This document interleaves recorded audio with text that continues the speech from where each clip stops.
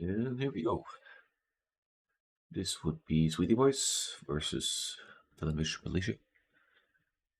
They've been picking and panning their maps according to the draft here. So one pick each, and then finally panning down to the designated starting map. Hello, Bowforce.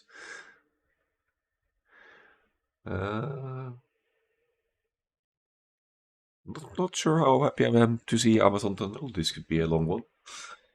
But we are going to start off with Golden Lakes anyway, as the designated starting map.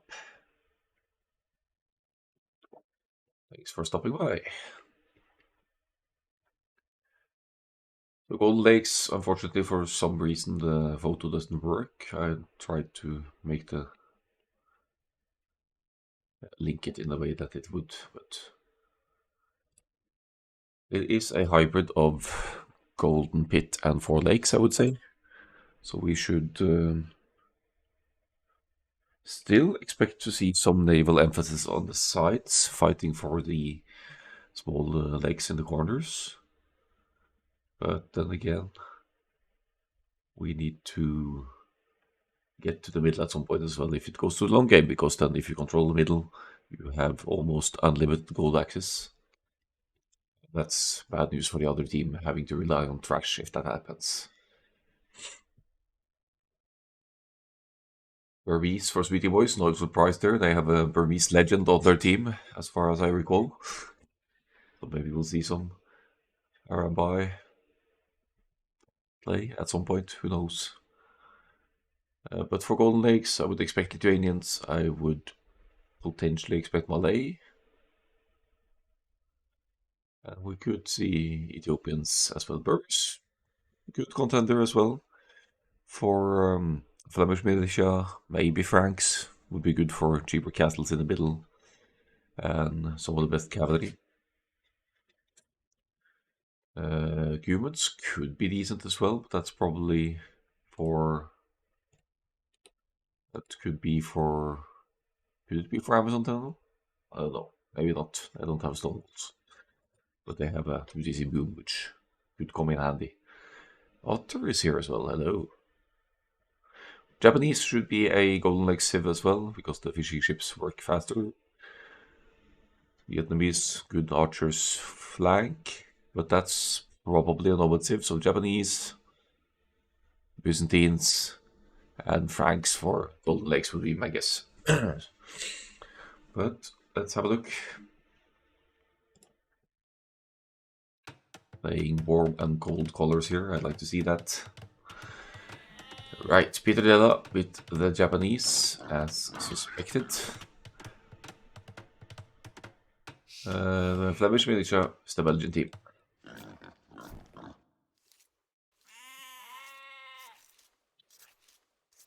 The Japanese flank could be an archer's opening. It's a bit far over to the other lake actually, but if you sneak a dock up here as a Japanese, you'd be able to contest that nicely, and you'd also have an easier time defending your own fish because of the tankier fishing ships of the Japanese. In the pocket we have Tusky with the Franks as to be a scout's opening. It's not really, this map is too open to rely on any straight fast castle shenanigans. They're flaring the bottom. Maybe they're going to go for the same lake to both of them and then just don't worry about contesting fish. And then go straight for archers on land. That could be something as well. And finally, left-hand side, we have the last bender with the Byzantines. Faster firing fire galleys if you want to try to contest that. The distance seems a bit shorter to the faraway lake on the left-hand side flank here. So it's quite close for Bofors, but it's further away for Peter Dela. So... But yeah, Byzantines, faster firing fire galleys, cheaper Imperial Age. Could come in handy to contest the middle as well, with earlier access to the traps.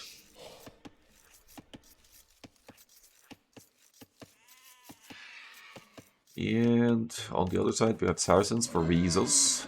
Saracens fire galleys, fire faster. Seems that they have some issues. We're gonna work it out. Also, we're the Belgian MBL and Black Sky.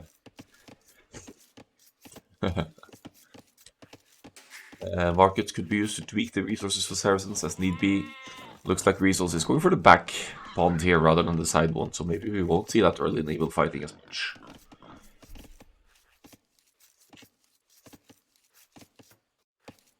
Infantile or infantile in the middle here. With the Lithuanian's pocket also. Ooh, that's gonna be annoying for the workers. Going for the Lithuanians, yeah. Gone heavy on wood to start with to more easily afford the dock. Nice and early. Probably one of the first players to complete a dock here, if not the first. And yeah, that's what you can do with Lithuanians. It's a bit more awkward now that Lithuanians start with only 150 extra food and not 100. No, 100 extra food and not 150. But we're still getting the dock up and getting the first fishing ship out as the first of all of the players. So having some extra starting food there. Lithuanians and Persians and Malians, the few sims that are able to start fishing that early. Finally a bow force with a Malay, faster uptimes, 66% faster research of the next ages. Makes them dangerous on both land and water because you get that power spike of crossbow arbalist earlier on, fletching as well, and same goes for the naval upgrades. You'll typically get to the fire galleys and galleys earlier.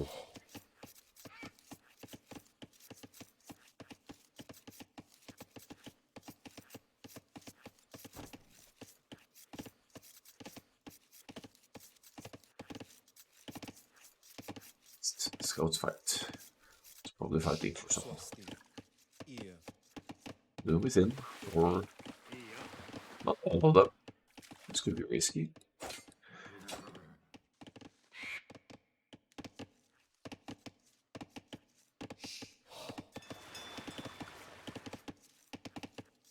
Looks like Resource has this under control. Last Bender is moving dangerously close to the blue TC, but dances away there, dodges the TC fire at least, but has taken too many hits here. Is down, well, not too many, it's only 3 HP difference. So if he finds a hill here, for example, but that's not going to do you any favors. Here comes Infantile to join in as well. Yeah, I think that's the last we're going to see of the last Bender scout if these guys keep chasing. Yellow joins in as well. Ooh, gets a nice hit in on blue. Who's gonna have blue? Might go down blue. Moving away.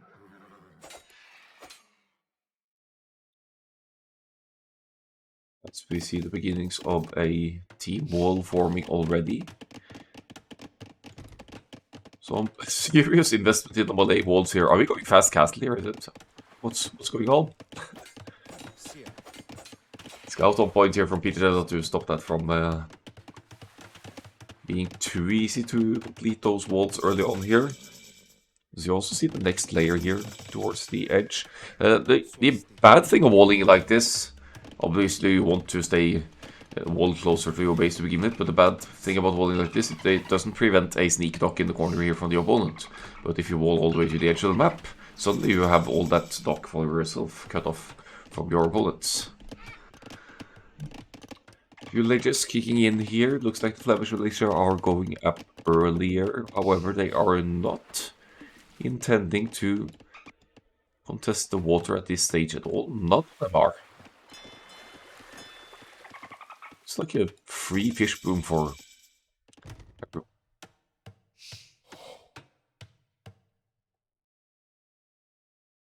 Well, we're almost fully walled. Okay, fine. He's right. Good boy.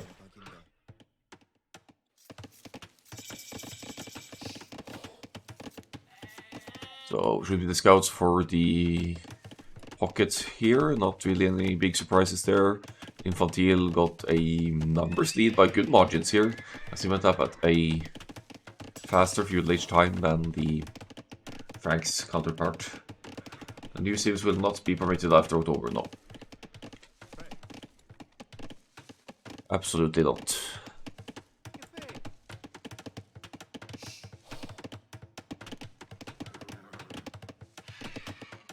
But we'll have to think about what to do with Persians.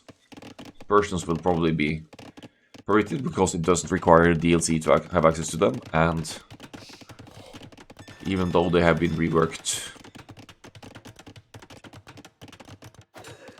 still have familiarities with the Persians we already know.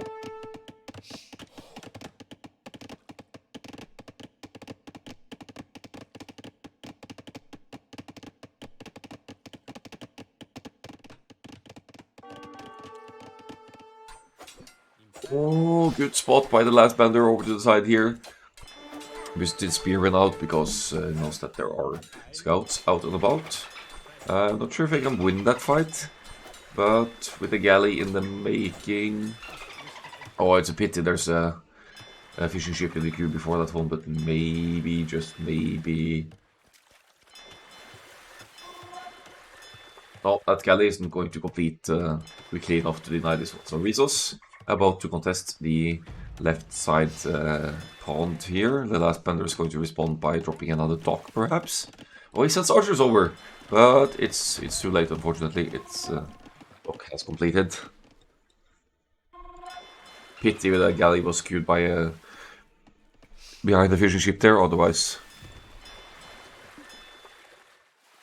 that could have been denied. Still a good spot. You know what to prepare for. Faster with the army production here. Seems to have a little bit of wood struggles because of the archers investment, so not a second dock just yet.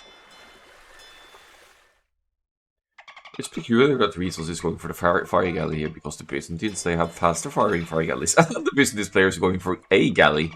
So the Saracens have faster firing galleys, the Byzantines have faster firing fire galleys, and they're just making the complete opposite unit of each other.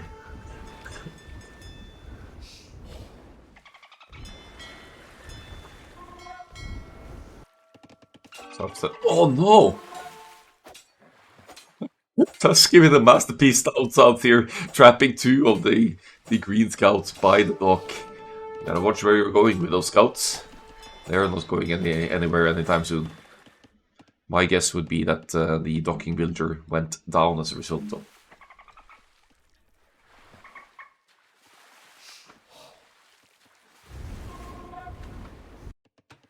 That's a lot of fish for the Malay. Still not going anywhere. It's basically just a feudal age boom here with double tax upgrade. If slinging wasn't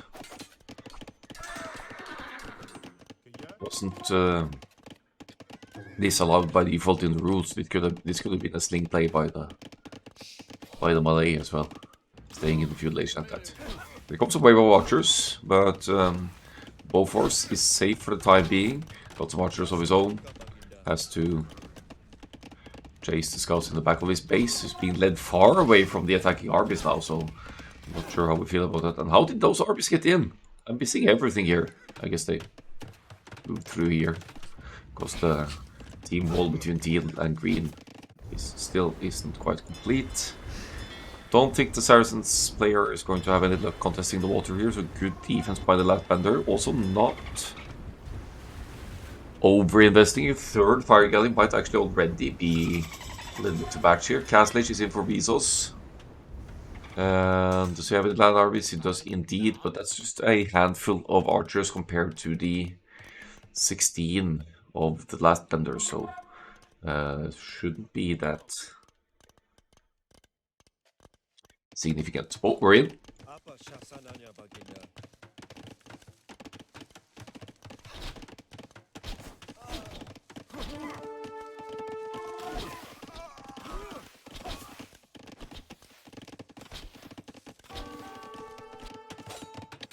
Oh, great use of the leftover Frank scouts here as well.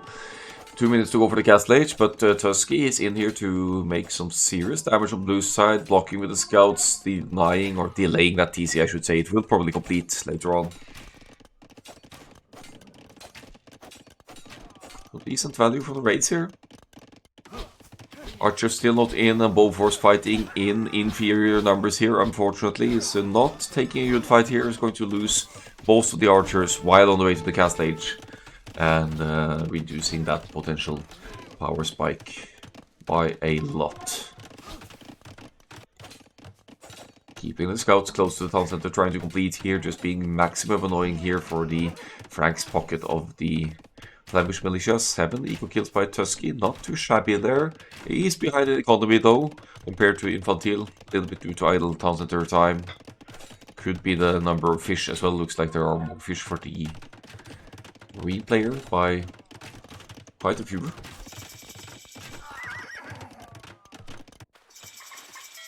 Rock dealt with here. Castle Age in for the Byzantines as well. Crossbow Bodkin coming in. That is already in for Rizos, but Rizos 11 crossbows compared to 23 of the red player.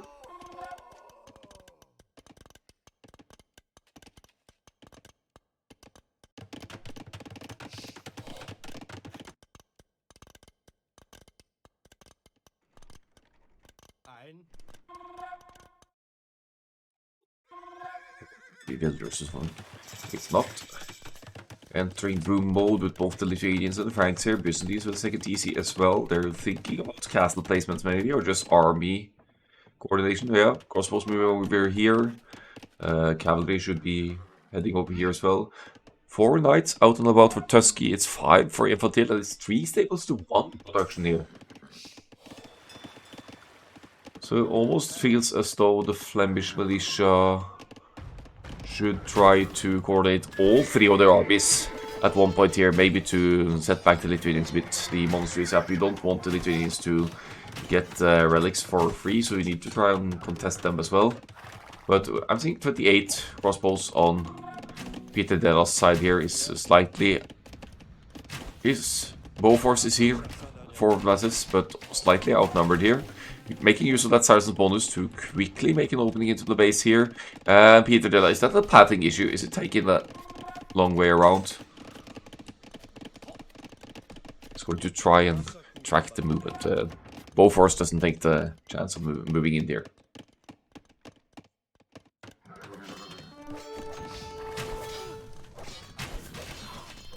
To contest the pocket for a bit now. +2 defense not in for the knights yet. And big fight on the flank side here as well. Looks like Bowforce is one taking decent trades now. Every player in the Castle Age now. Eco situation comparable. As we have a second town center added for the Japanese as well. No contesting the south side lake over here.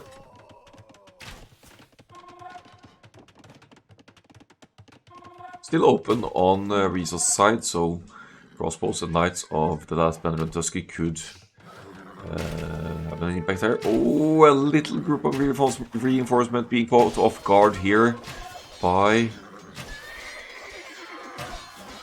the Lithuanians cavalry now with +2 defense. Frank's knights are here as well, but Lithuanians seem better in the numbers. It's a marginal, but comfortable. At the same time, comfortable hit points lead for Sweety Boys here, taking a great fight. But how's the fight going over at Bowforce's side? Bowforce trading well here as well. It's about to snowball into Sweety Boys' favor here. They're gaining 10 villagers. Eco advantage here is mainly fish, to be honest.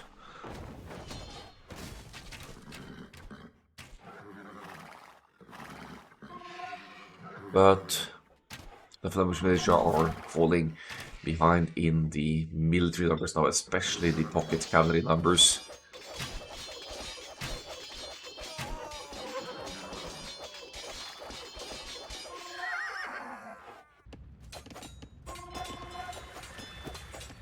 The duck almost going to go down for Pittadella here unless it does something. Send a demo ship or something in on that one. Come on. Sweety Boys happy with the current situation, applying the pressure here, so they are going for the middle for some continued gold access. Looks like Pittadella has that similar idea as well. Saracen's bonus at work here. Extra damage against buildings, so you could actually take out town centers with your crossbows because you have a, well, crossbows outrange town centers.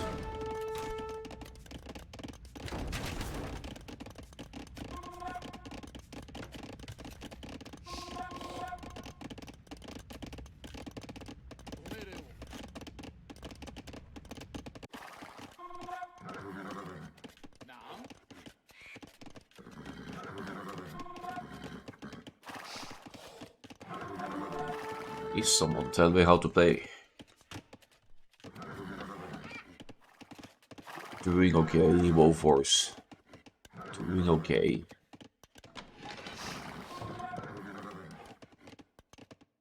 In fact, you have the highest economy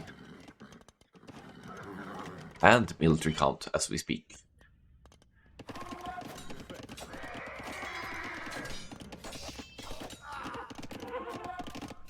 These scouts have been annoying this game.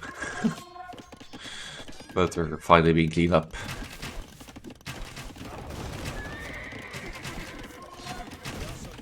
Almost a massive mangonel hit there, but somehow Bowforce and Infantil managed to micro down 2 mangonels and keep most of the crossbows alive. That's some great micro right there. Translators popping up in the middle now. Everyone wants that juicy gold axis in the middle. Actually, there's no stone here, I thought. But that's golden pit, I guess. That's stone in the middle. Not golden lakes. Another good reason to consider Lithuanians for golden lakes is that there are also relics in the corners here. You could send them on in, and if you can control some lakes, you have bonus relics there as well. So it's not only about the land middle control to collect these relics. By the way, 2 relics now, so plus 2 attack for the Lithuanians cavalry line. But you can find relics in the corners as well.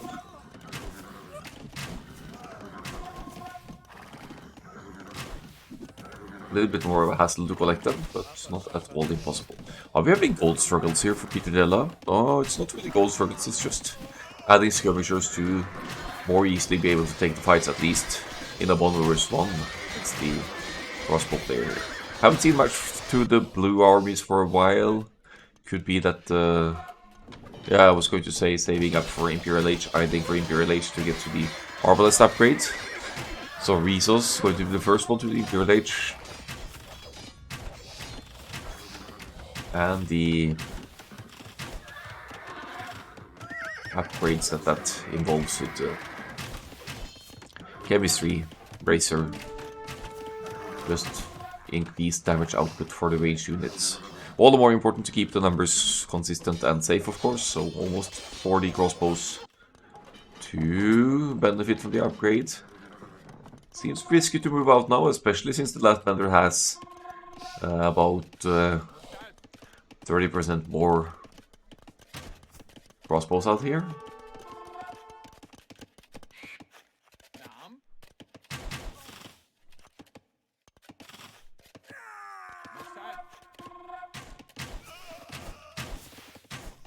I mean, it's a ballsy move to move out with 1 minute left to the Imperial Age like this, when you know that there are armies on the field.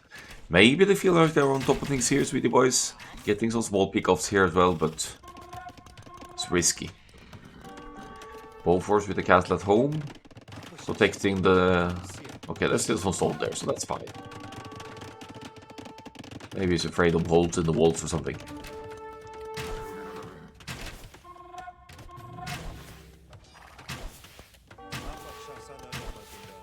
Huge chunk of Malay crossbows doing work on the production buildings here now.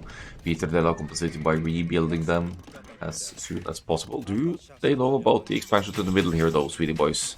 This town center should be quite vulnerable to the crossbow fire. I'm looking at the cavalry numbers as well. It's twice the cavalry for the Lithuanian players still, and they are also stronger in terms of attack because they have at least 2 relics, possibly more. Oh, 2 relics.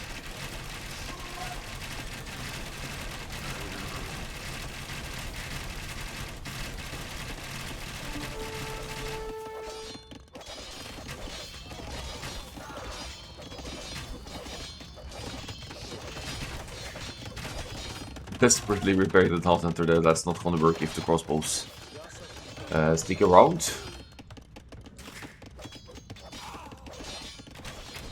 Decides to chase armies instead, but still there's no gold collection going on here now, right? So Peter Della probably low on gold at this point. No, it's not that bad. It's not that bad. Big fight on the left hand side as well. Arbalest now in for the blue player. Chemistry just kicked in as well, and that's going to be an uphill battle for the Flemish Militia to keep up with that upgrade. But we do have 50 seconds to go for the Japanese players to get to the Imperial Age. Doesn't really have a significant mass of crossbows to upgrade, with elite skirmishers coming in. Racers going to help those as well. But with a mass of Lithuanians cavalry on the field, I'm not sure how much that elite skirm upgrade is going to help here. Well, it's going to help if you just stand still and take the spears to your heart like that. That's fine. Still got a healthy mass of crossbows here. Lacking some food for the Imperial Age click. That's almost a bit fascinating with all of the fishing ships that work for the Malay. Cavalry coming in here for infantry as well. It's mainly skirmishes here, which means that the +2 extra attack knights of the Lithuanians should have no issue cleaning up these skirmishers. 4 crossbowmen queued in the ranges here, so got the consistent production, but they will need to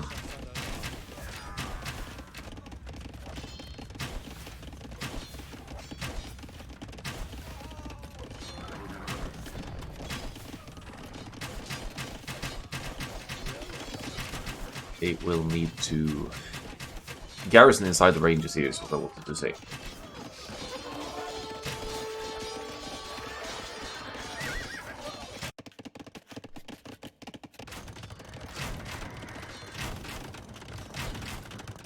Who's winning the middle contest here? We have trebuchets out for the Byzantines.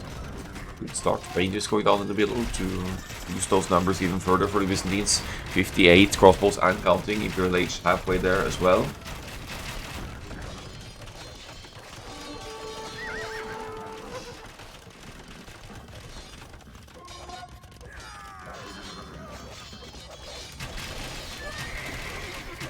Surprisingly low, the cavalry numbers from both pockets here. It says something about how the flanks have been taking the fights and keeping everything from expanding.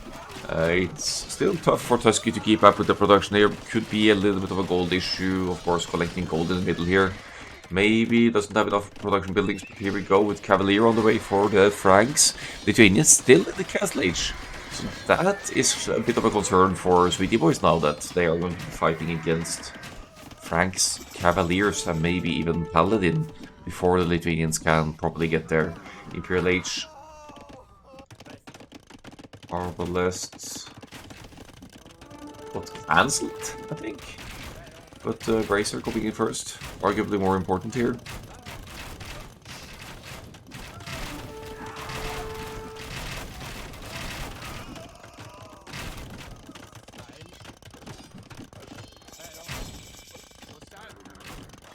Matching the range of the Arps now, but still doesn't have that extra damage or extra hit points that Arbalest will give you.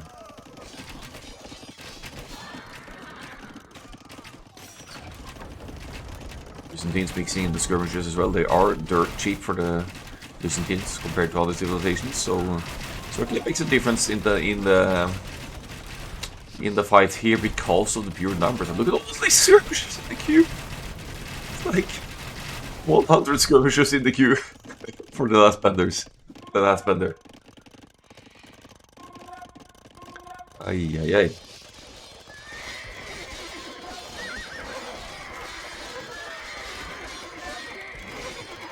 course, Cavaliers doing the work here. What is going on with Lithuanians here? Why are we not going to the Imperial Edge? Got some fish traps going. And some farms here and there. But has been fighting too hard to keep the cavalry numbers going. And now the Flemish Militia are honestly in a pretty good spot. They've caught up with the military numbers. They're still behind in the economy, but that might not matter so much if they can keep Sweety Boys out from the middle. So we're going to need some siege weapons in the middle here. Maybe we'll even mix in some bombard cannons from, for example, the Byzantines or the Franks here. For some added mobility. Well, this cracked terrain, the buildings take more bonus damage as well. You can see the hit there is could be 600 something damage taken per shot instead of 400.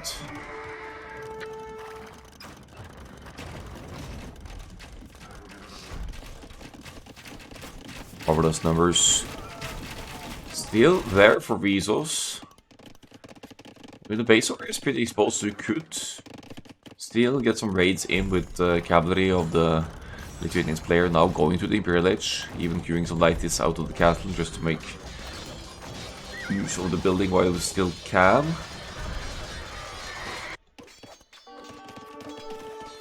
What's this? Byzantines light cab. Okay, so we're getting some raids in on the very exposed base of the last bender there. Not a bad idea to take the attention away from what's going on in the middle here. Bow force prioritizing gold shaft mining over the Arblast upgrade here by the looks of it.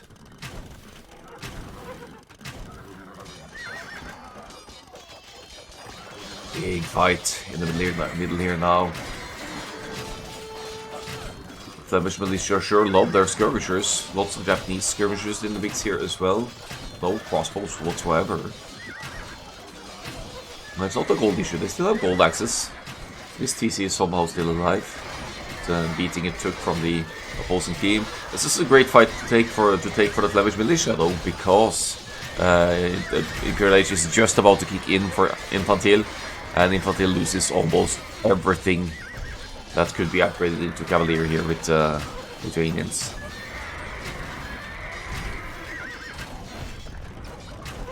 See, both pockets have pulled off some seriously good raids here. Killed more than 50 villagers each.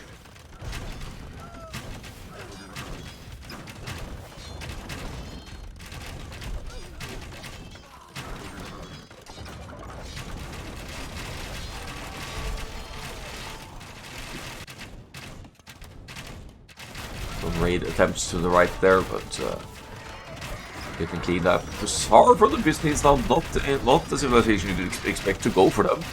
But, I mean, anything for the raids and the distraction, I guess.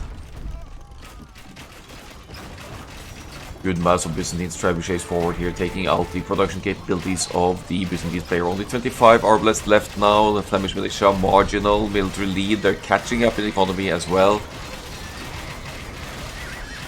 And creeping further up in the middle as well. So they're going to take away the gold access from Sweety Boys eventually. And when or if that happens, they're...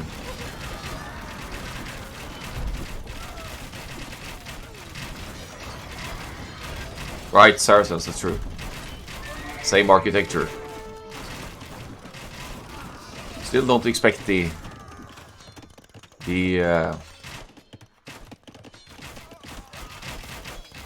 flank to go for hussars, but Lithuanians don't get them, so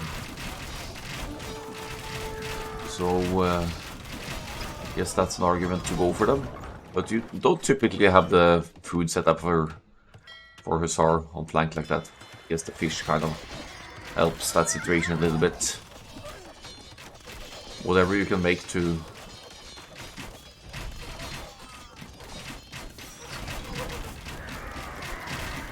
increase the mobility and get some raids going, I guess.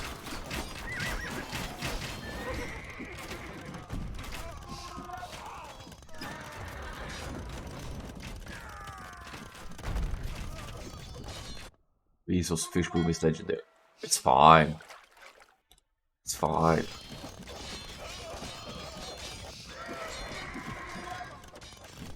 They bring in food, that's the important part. Uh-oh, gold miners going down for resources now. No more precious gold for the Saracens to use for their market. Let's go to the resources tab for a bit here. Gold situation.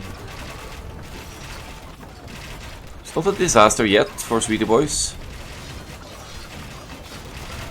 Have archers in the queue for the Saracens. I don't know if that's a misclick or not, but also some mobility potential, I guess.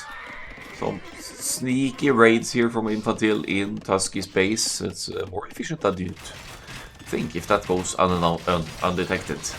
Because if you forget to replenish the villagers, then the raids are going to have quite the impact.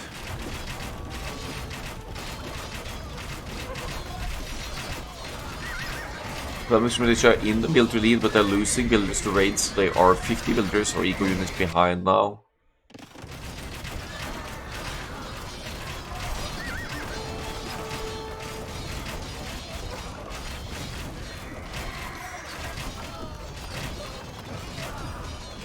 Are they getting back into it now? What's the relic situation for the Lithuanians now? It should be 4 relics, full relic output for the Lithuanians there.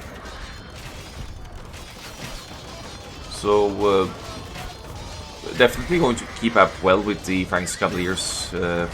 When you get to Paladin, it's a tighter fight, but it should still be the Lithuanians fight to win with the 4 extra attack.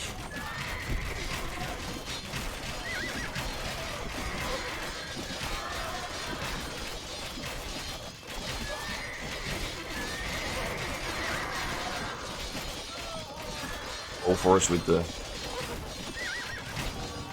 lots of wood in the bank, huh? Yeah.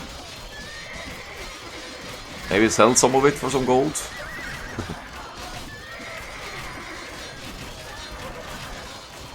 Oh, Arbalest count back in queue for the Saracens here. It's nice. I'm working at population cap here. Could be the way back into the middle for Sweety Boys. They are coordinating well as well, with all 3 team members fighting together here to keep the Flemish Militia off the gold.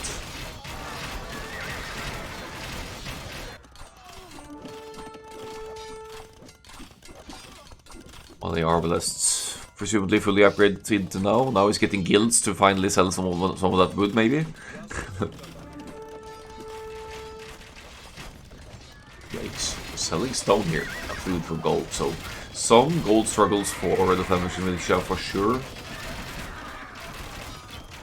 Still pumping out massive amounts of skirmishers, and the cavalier numbers of Lithuanians, they are not where you want them to be at this stage. It's only 17 of them, but you could say the same about Tusky. So the pocket numbers are similar. Still.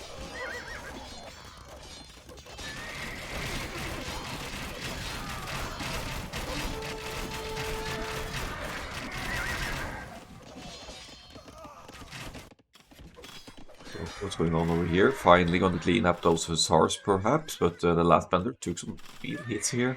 Has done a good job at replenishing the economy, though, so losing villagers along the way. Not that big of a deal. Lost 90 villagers, but kept consistently producing them. And still making tons of army for the benefit of their team. Fighting at population cap here with the Byzantines.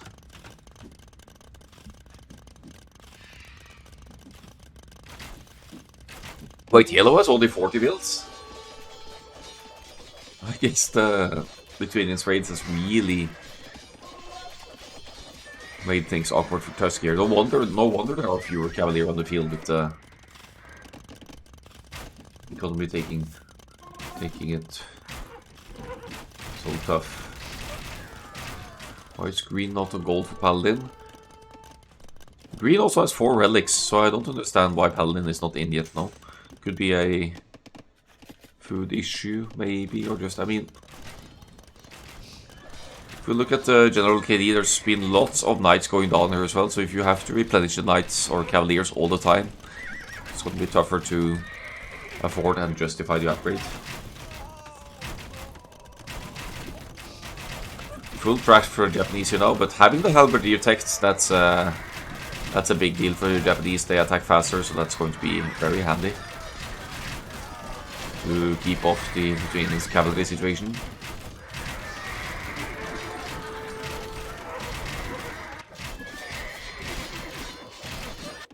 What do you mean, fishboo?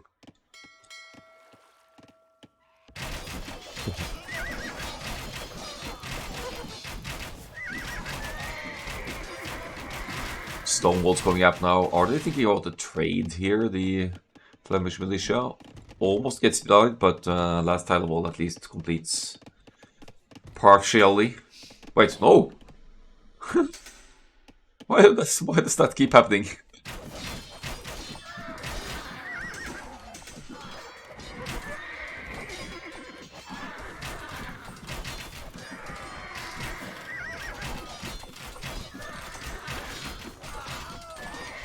Belgians don't even have cavalry. Why is Lithuanians making help?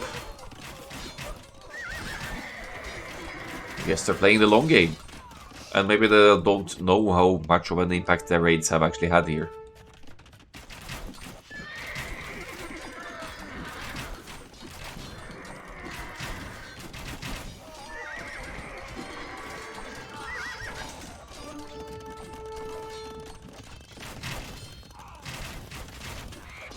Villiers back in production for the yellow pocket here, another TC to increase that replenishment of Villiers as well. But they've lost some control of the middle here, the Belgian team. And they're not coordinating their fights as well as Sweety Boys did. I mean, if you coordinate these two groups, for example, on this side, you'd be able to take better fights than this little group alone. And to attempt a cast in the middle here. I think that's going to be tough to complete, even with a lot of builders building it. But maybe I'm mistaken, we'll see.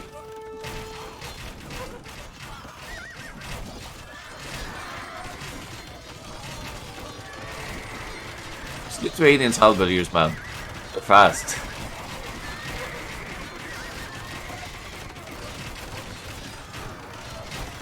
But I can't. I don't have an answer to your concern about that. Which it does, you get to the arms faster. Maybe one of them survives if you send 40 halberdiers to the group of arbalists.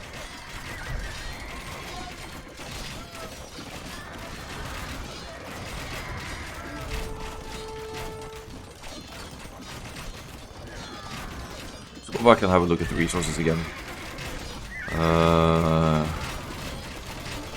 No obvious struggles for resources for anyone here, except maybe for the Frank's pocket.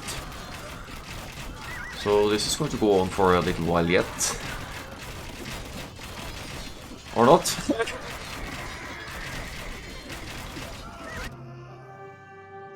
Fair enough. I guess the fact that we're at 68 villagers and 5 Cavalier for the Franks, though 4 Cavalier, that's a bit of an issue. Big push going on over here as well.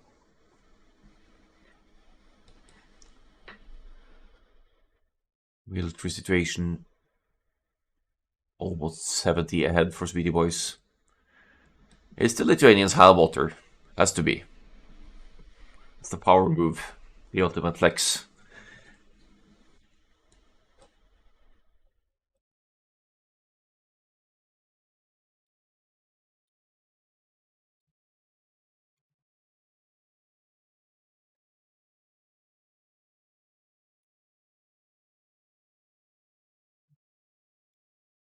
That's a nice number, 385 for Flemish Militia.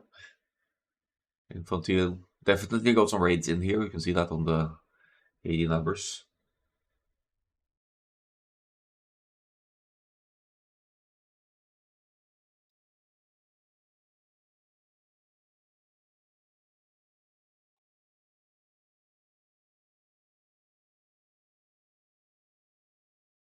Wonder if we can...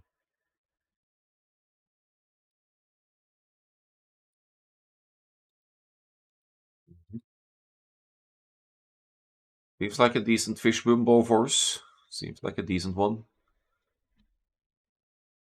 Like, consistently ahead of everyone else in the food gathering, so stop downplaying yourself.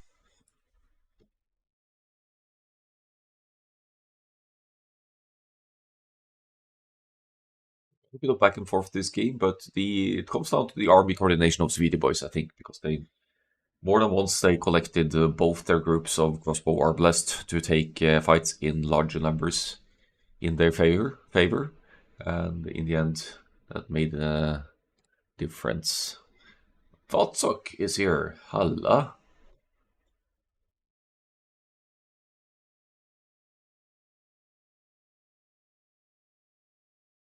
How are you doing?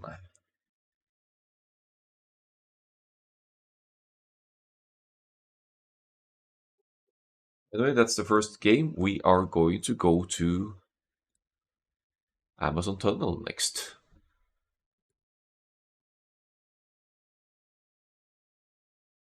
Let's just cross out the winning civilizations first. Lithuanians, Malay, and Saracens versus Japanese, Byzantines, and Franks. Oh no, says Rizas. Okay, before we start the Amazon Tunnel game, what can we expect on Amazon Tunnel? We need good siege, right? So we Bohemians, that's kind of a given there. You're not going to play Bohemians for Nomad, you know. Italians for the choke pointy wars, Genoese crossbowmen could come in handy there, and then there's Teutons, but Italians probably the Nomad Civ here. Persians probably the Nomad Civ, Vietnamese probably the Nomad Civ. So I guess it's Celts, Bohemians, Teutons for the Flemish Militia for Amazon Tunnel. As for Sweety Boys, I don't even I can see. I mean, Koreans is good for Nomad as well, but Siege Onagers, unique technology. Ethiopians have great siege as well. Portuguese, Feitorias potentially. Good gunpowder units. Is it gonna be Portuguese, Ethiopians, Koreans then maybe? Or maybe they're thinking about Khmer to cut through the woods built ballista elephants. Scorpions, Khmer, Scorpions. Okay, so Khmer, Portuguese, Ethiopians, just to put something out there. Burmese comes to mind as well, but we'll see. Game 2, Amazon Tunnel. They played it on Explored. Yeah.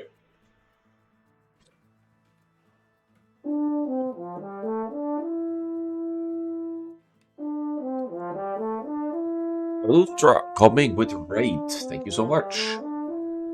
Appreciate that. I think I've seen your on Twitch before, so I don't have to check that out. Thanks for the raid. Welcome everyone.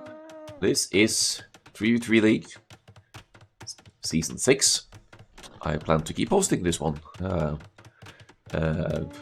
about three times a year. So open to any skill level, no prize pool, it's just for fun. But hopefully a means for players to play a mix of familiar and less familiar maps in a competitive setting.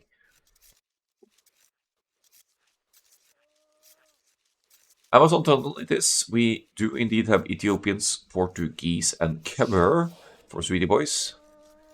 We'll have to get back to what their plan might be. Scouts moving out already to try and deny any early walling on the opposing side here.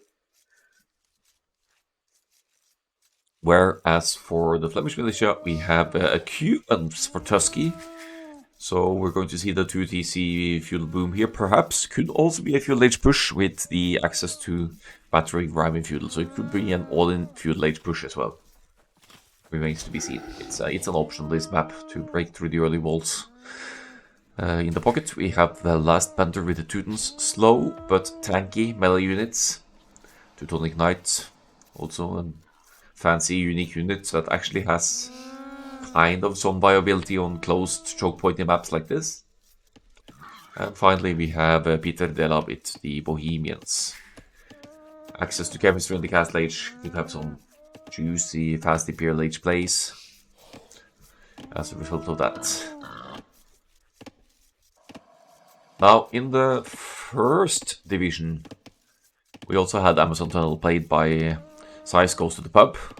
And there we had one of their highest rated players going for a drush to open. So they played it sort of like an Arabia style opening in that sense, with a drush to deny the walls, accompanied by the starting scouts, and followed up by continued aggression, while they bought themselves time to wall at home and get to the castle age for basically all of their team.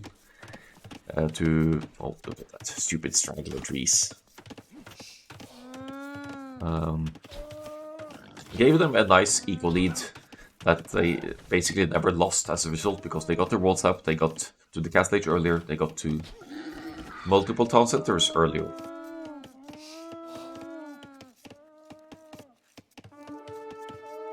Oh, scouts fight.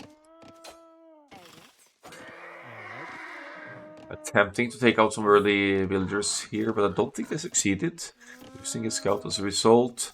Snags 3 llamas, but I don't think these llamas are going anywhere for Infantil. It would be an accomplishment to bring these all the way home.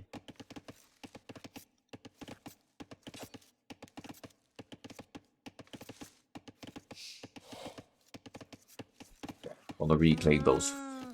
Peter Della. And 2 out of 3 scouts, maybe all 3 scouts to chase Infantil's scout, now trying to get back home, but that's a long run back home for the green scout.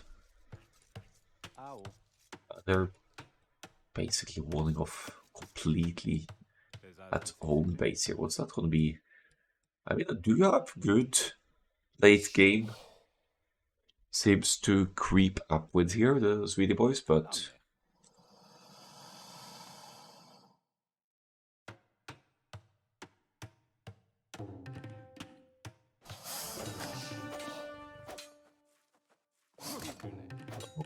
uh-oh, uh-oh, uh-oh.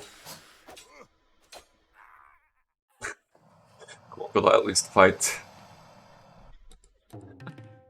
Oh, tough start for Sweety Boys. It looks like Bofors has lost the villager as well.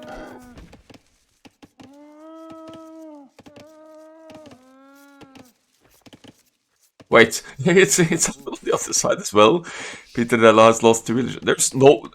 Gaia is the OP player in this map so far. 2 villagers down for Peter Della, 1 for the Latbender, and 1 for Rezos and Bofors respectively as well. Hi. 3 villagers moving out now. I guess that's to wall out as far out as possible. I mean, if you as the Flemish Militia manage to get some walls up here, then you literally secure all of the relics for yourself. And Sweety Boys, they're down 2 scouts, so they have to commit their own villagers to stop the Flemish Militia from walling them out completely over here. And you don't want to do that either. Boards are tough. Boars are scary animals, at least in AoE 2.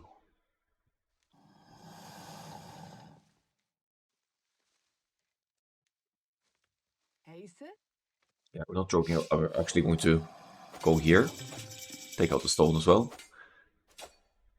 What's the plan? Stone balls! Ay, ay, ay.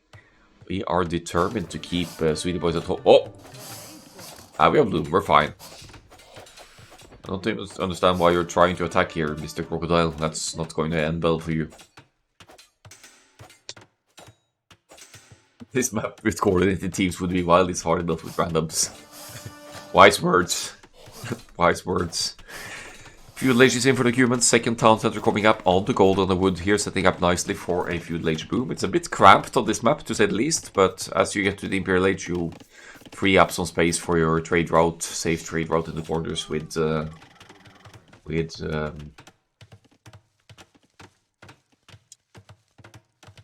your onlookers and siege onlookers. Sneak villager, indeed. And there's not much left here for Sweety Boys to scout it. There's 1 scout, but he goes down! He's down! Sweety Boys are blind.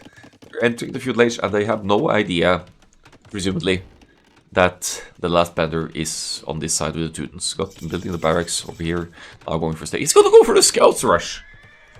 And I mean, why not? Because they're completing the stone walls on this side. It's not like they're going to face any counter-aggression soon, unless you spend 30 minutes cutting through with ballista elephants through the wood line on this side. Nice one. Stable comes up. Is stable for Infantile with the Khmer as well, but they're going to the Castle Age. So, that is going to mean Knights are on the menu for the Khmer. Nice and early here. Flemish Militia with the Cumans boom setting in should be establishing an economic lead regardless though, unless we have some massive Khmer boom to catch up with that in the Castle Age.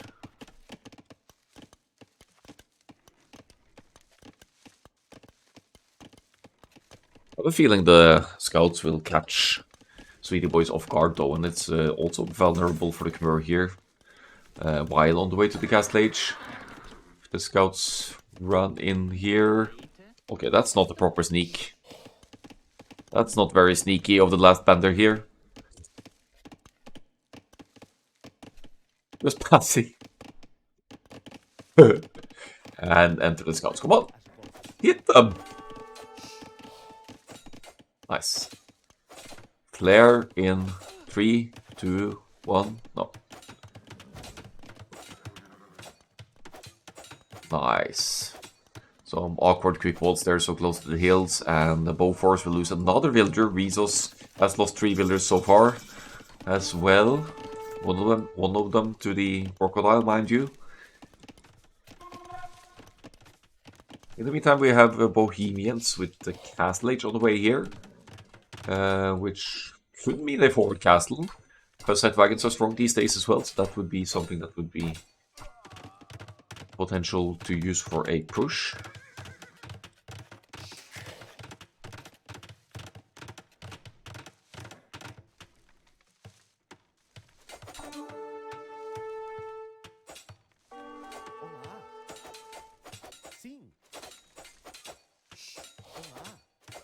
Nice.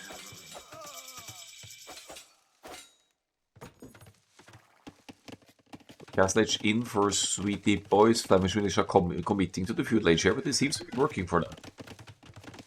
They are getting some good filter kills in. They're establishing a notable economic lead, but it's also deceiving as 2 of the players are still in the feudal age. That equates to about 14 villagers, or that is 14 villagers worth of working time for the time it takes to research the next age.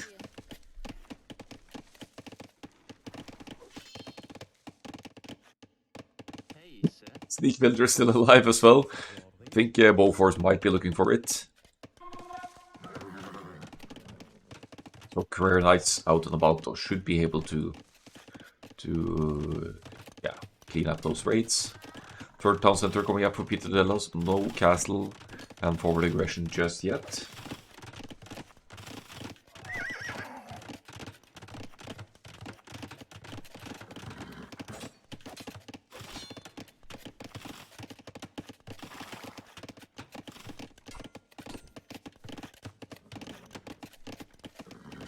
It's a fair point that the humans don't lose any time, but they,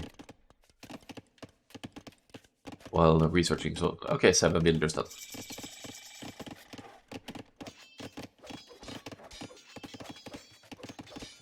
That is assuming that you keep making villagers with the other town center with the humans as you go on. I wonder if this could actually be a fast imperialist play for the humans as well. Because that's a way to go for the Cumans, to go 2 town centers feudal age on these, let's call them closed maps, in quotation marks. And then you'd be setting up a nice food and gold economy to skip the castle age entirely and push with castles, trebuchets, and maybe keep checks, for example, in imperial age.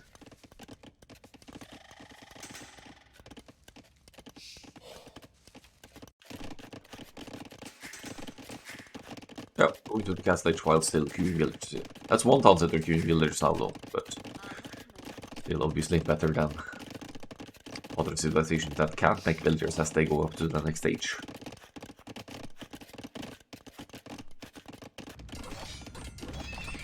So, forward stable going down for the Teutons, but the sneak villager is still alive.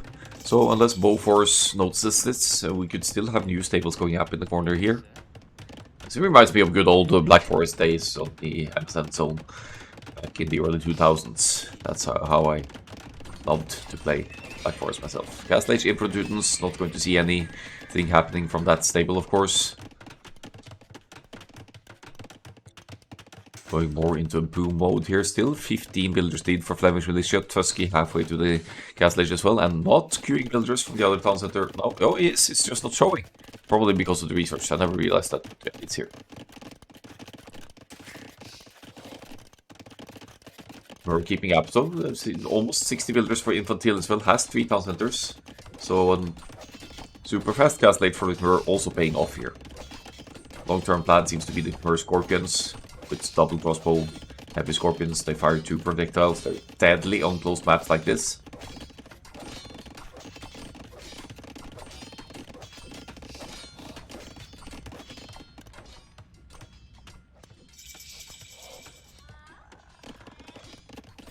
But Sweety Boys obviously first completely on the defensive here. Not much they can do to do any damage on the other side until they get to, say, the Imperial Age and can cut through the woods instead. These walls, for example, when you're in the Imperial Age and have onlookers, you could cut through here and make your way around the walls without having to cut all the way through on this side. Though that would make for good sneak attacks as well. That's always an option. That's why you always need some seriously good siege civilizations for these maps as well, because sometimes you have to break the trees quickly to have space for the expansion. What's the red in the middle? Let's have a look. Just the stable and the barracks for now.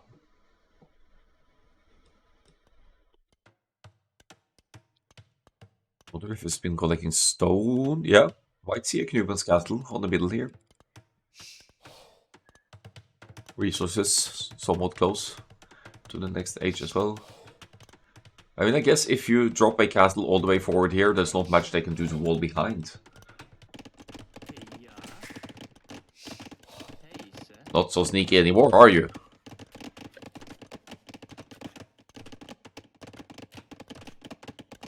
He's basically imprisoned himself, this guy.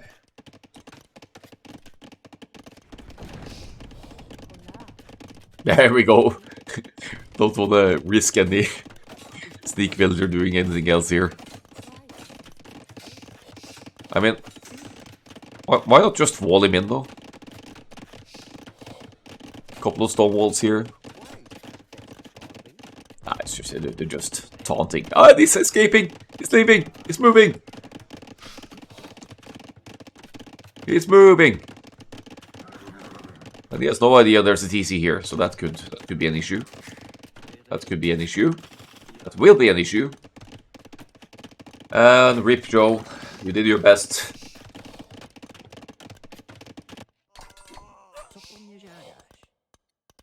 Oh, going for the relics collection. Oh, we like to see that. While you still have the middle control to pick up all the relics for a little added gold trickle.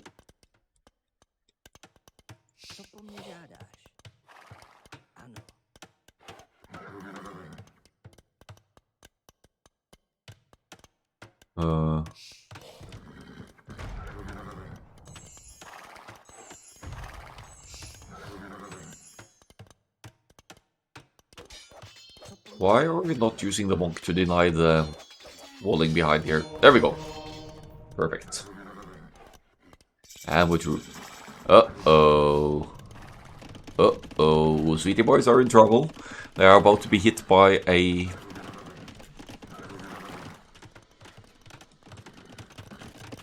wave of Cuman's Knights here, and that could only escalate as we go, as long as they keep this area open. I still want to see some kind of forward presence here, towers, castles, anything, just to make it a lot harder for Sweety Boys to to wall here. I completely missed Infantil going to the Imperial Age, by the way. It's making the battle elephants. Seems to have a decent resource income here.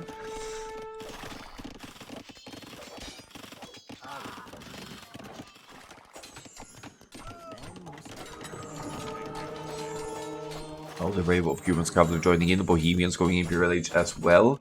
So we'll see some bombard cannons into Hufnisa here for the Bohemians. We're going for the cavalry approach. It is the knights now, which could be the cavalier.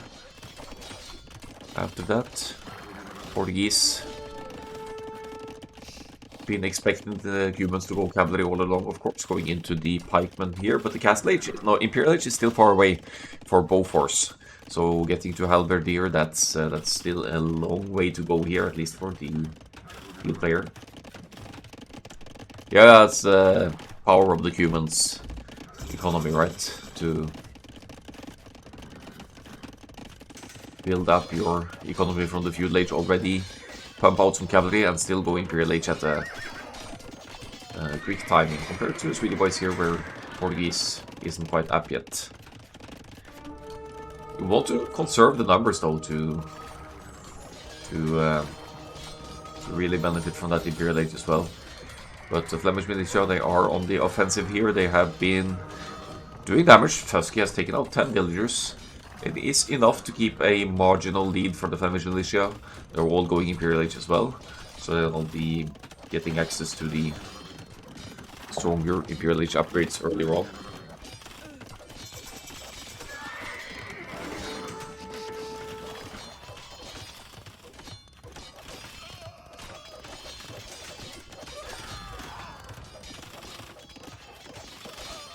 Some good raid efforts here. Punishing the Ethiopians player entering Imperial Age with only 3 pikemen in the... Look at that lovely line of houses. Making the most of the cramped space here.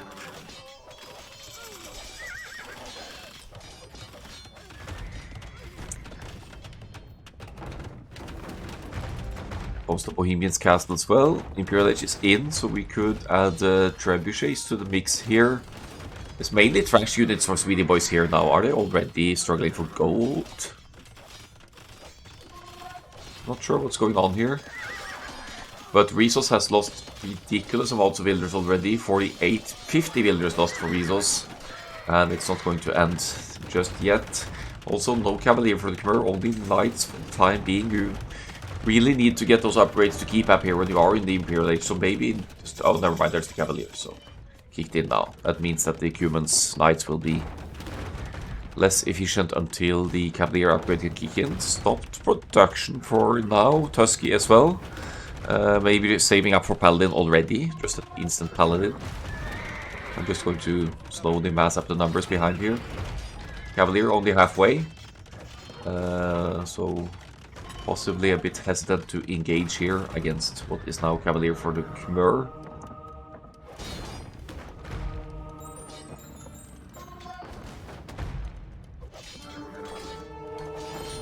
Idle time is huge. Well, it's many TCs for everyone now, so that idle time is get higher and higher. Theocracy for the monks now, for the 2 monks on the field for Peter Della, but long term Bohemians get trash monks. They get monster technologies that only cost food, so it's not in already, is it? Just for... No, it's not.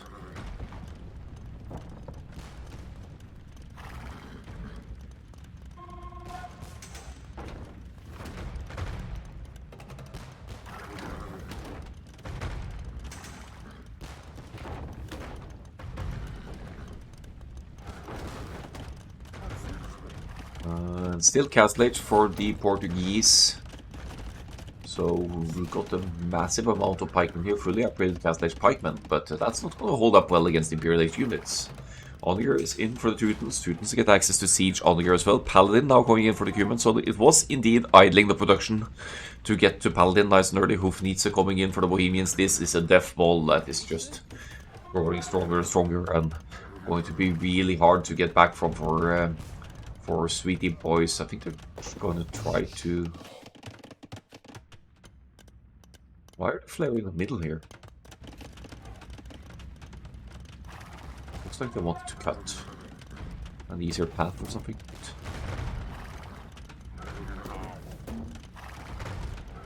Ethiopians with bomber cannon as well? No. Shouldn't be any match for the Hoofnitze once it kicks in for Peter Della. Siege engineers on the way as well, so until the Ethiopians can get siege engineers research, that's going to be one more range for the Bohemians.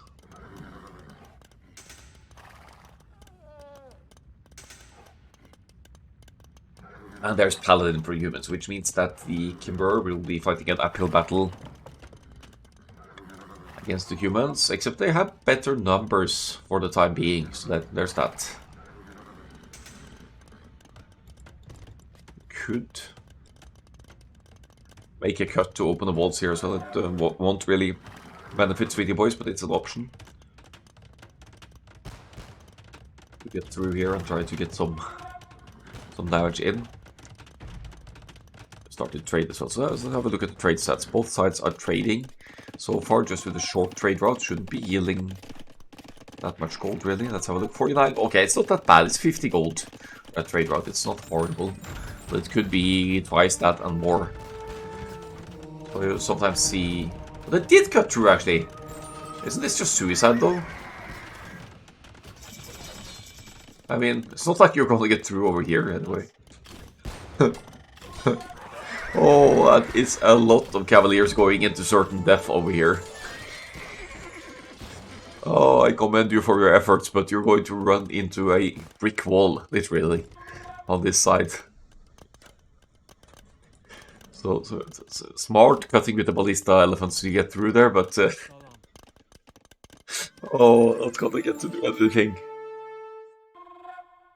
Aye.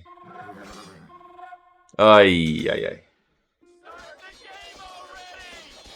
And there's more humans paladins than there are Merc Cavalier. Humans paladins move faster as well, so they're gonna clean this up. Lux Bastia, thanks for the follow. Welcome to the party. If you haven't been hanging around for a while already, could be. Yeah, so that's a lot of Khmer Cavalier going down for nothing there, Sweety Boys. Going to have to work very hard to get back from this.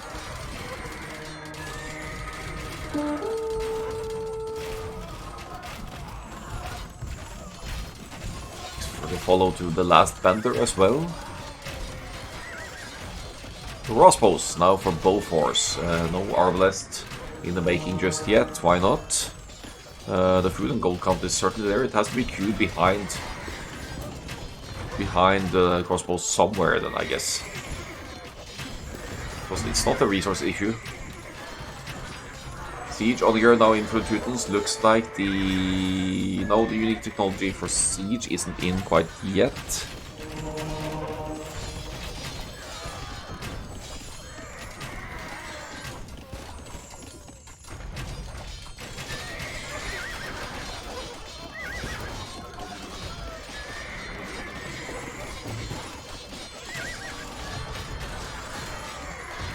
Oh, the Siege Onager hit!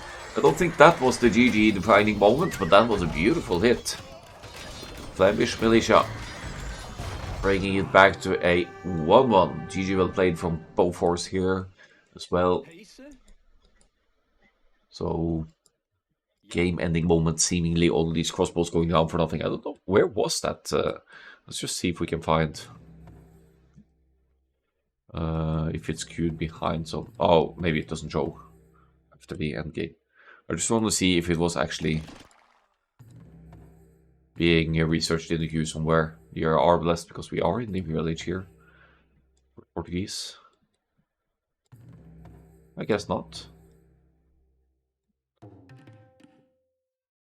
Might not have made a huge difference in the overall, but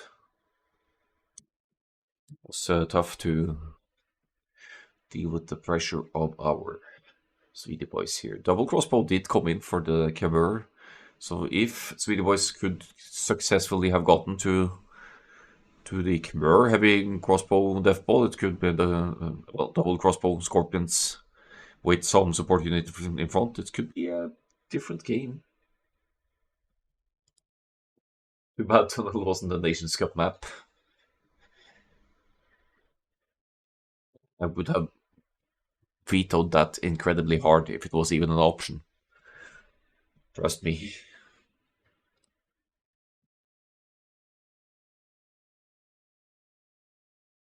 Let's browse through the stats here before we go into the decider third game.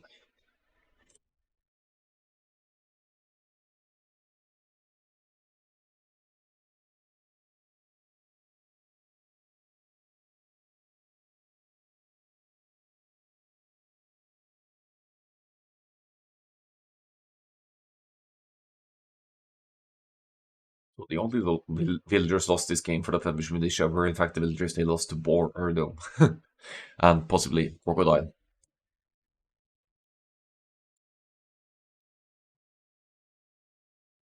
Let's have a look here. We had the Khmer, Portuguese and Ethiopians going down to the Mighty. I was surprised not to see Celts, but it was the last pick.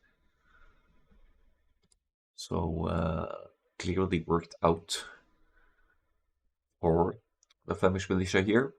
Last map is going to be Nomad. We would expect to see Vietnamese, Persians, Italians there. I think that just has to be it. Spanish, obviously banned for Nomad. Dravidians, Nomad ban as well. Turks, Mongols, probably bans for Amazon Tunnel. So for Nomad, it's probably going to be Malians, Koreans, Burmese, with Berbers as a wild card here. It could be these three as well. Koreans extra line of sight for the villagers, Berbers for faster moving villagers. Definitely useful Nomad bonuses. Let's not waste any time, let's just get into the game.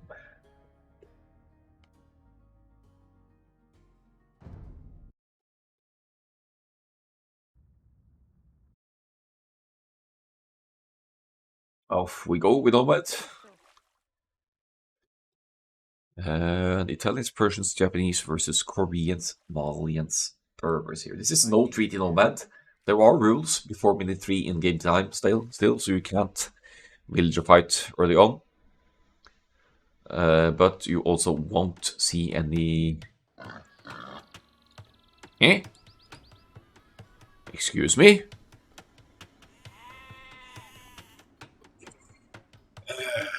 Doesn't anyone read the rules nowadays? The map script that's supposed to be used for Nomad is a no treaty map script. It's called 3v3 League Nomad or something like that in the map pack. So shame on you for not using the right Nomad script. I'm going to have a word with the host of this game for being lazy and not using the map pack Nomad.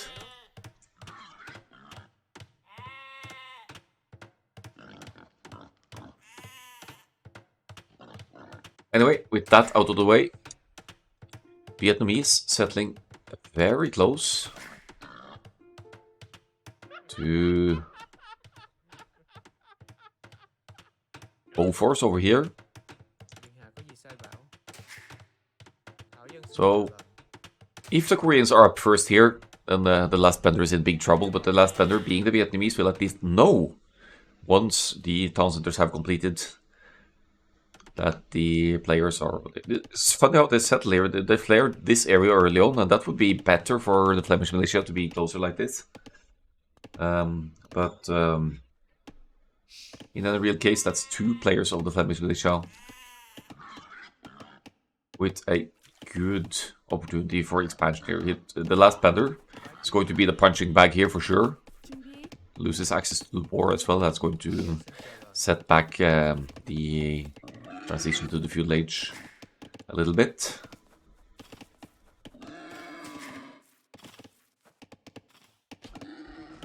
TC on the berries though, so that helps the food income. Maybe that remedies the not having a war situation.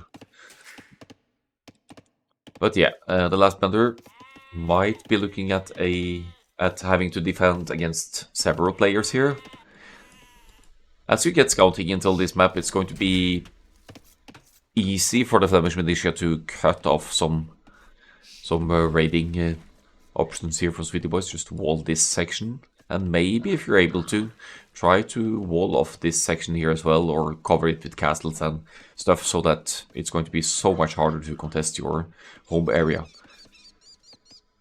Great setup for a so-called free boom for both the Persians and Italians here.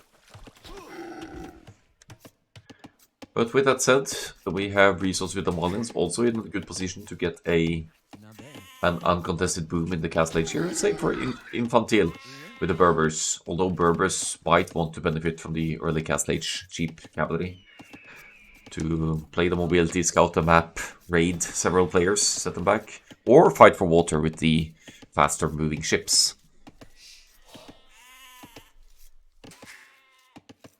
Settling with the TC on the goal though kind of suggests that a Castle Age play could be on the menu here. They do have Malians to contest water, but the dock positioning of resource here is actually, it's nice for the fish boom. It's going to stay undisrupted for quite a while, but it also makes it awkward to be the one fighting for water for your team.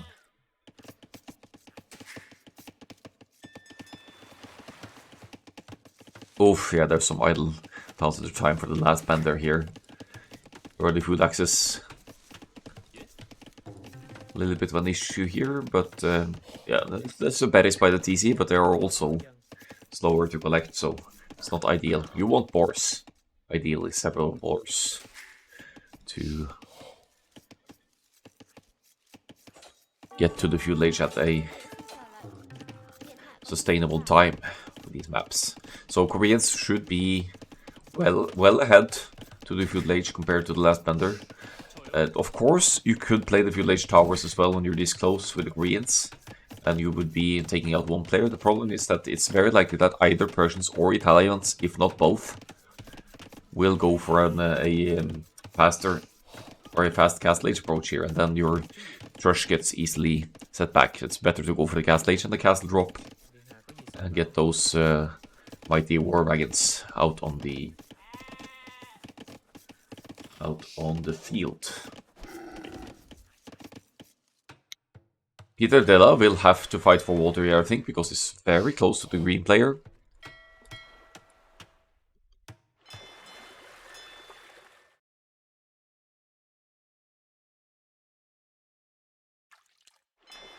I don't really see that going uncontested for either of them. They're just too close for that not to be taken. Oh.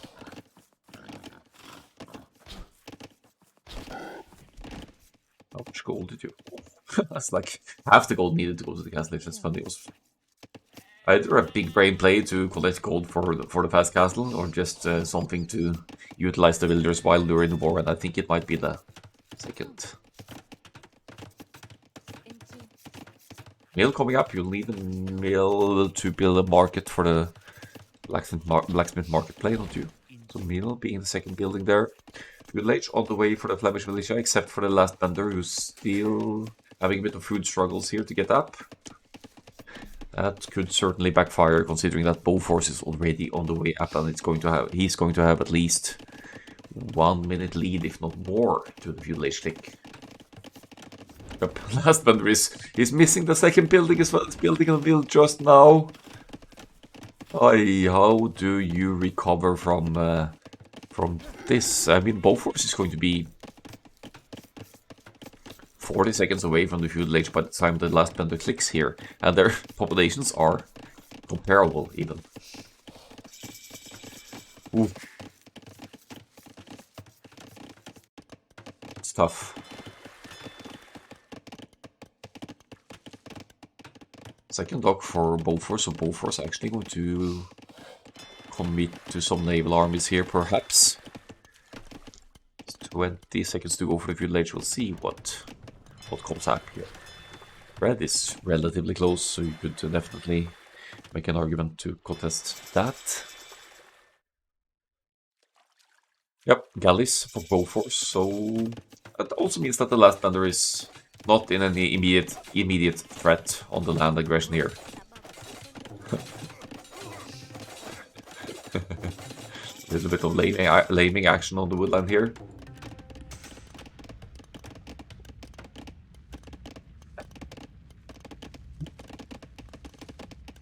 Doesn't that go for all of us though? Work on the micro games and communication.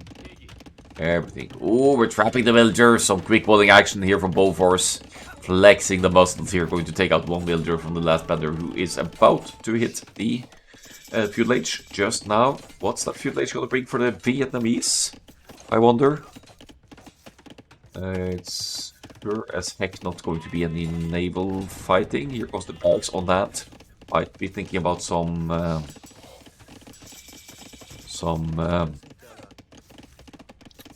ranged action here, or just speed run into the gas station. How are you escaping? Ah, no, Julie, you almost made it. I guess it's fair that Bofors gets that kill.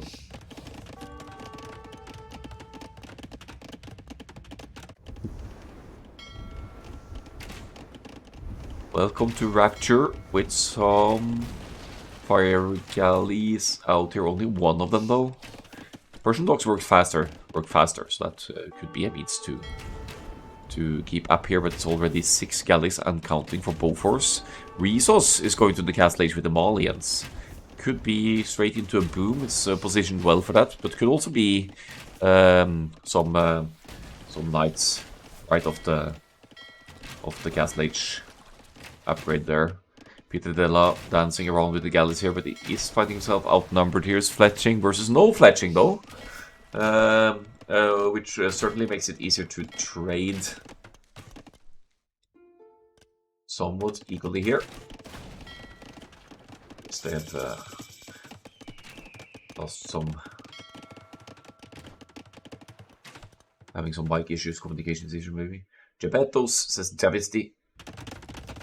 Ooh, here comes the castle for Resos. Thankfully, the last bender is also on the way to the castle age as well, so that town center is not going to go down before the castle age click can come in.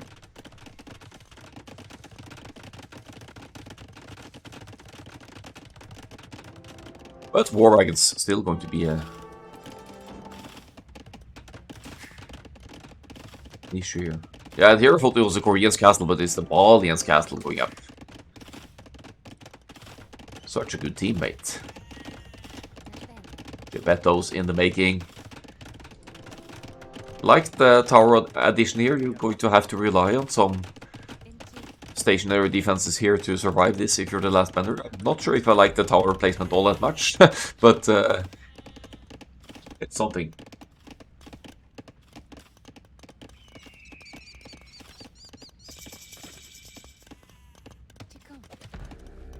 Camping underneath the tower here. The last bender is as mentioned earlier on, is the punching ball here now. It's going to take quite a bit of the early hits over here. The Flemish Militia, I think they've won their way on the water. Maybe not. Now both players with fletching, of course. More galleys here for Bofors. But Peter Della does have more galleys total. He's able to collect them somehow. But the more you force Bofors to invest into galleys and water, the later the castle age for the Koreans is going to be as well. So might be a good thing here to force Bofors to keep investing. Vietnamese castle going up, starting TC, going to go down of course.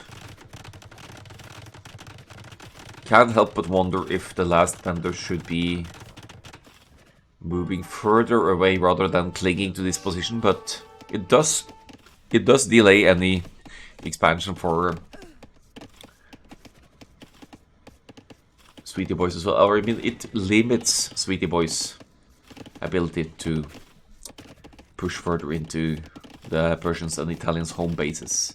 Castle Age just about there for Welcome to Rapture as well. Needs to win water to keep this town center safe from raids from war galleys on the water. That's unfortunate.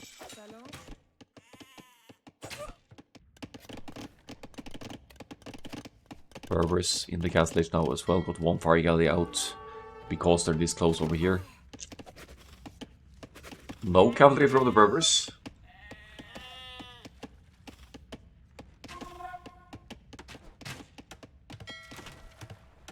12 galleys versus 10 Peter Della. Should be looking at better trades here. Might be in a situation where you could benefit from just patrolling in here rather than dancing around, but they're going to show their micro skills here, both of them. Bowforce. Oh, I would definitely consider targeting villagers here, which is what they're doing. The last Mentor sticking with the original position here. Not really able to provide much, but getting some rat marches out there to maybe get some small raids in on land. Persians more into boom mode here, as Peter Della is taking responsibility for naval control. That leaves Welcome to Rapture able to establish that land boom with the Persians. Some Geppettos out here to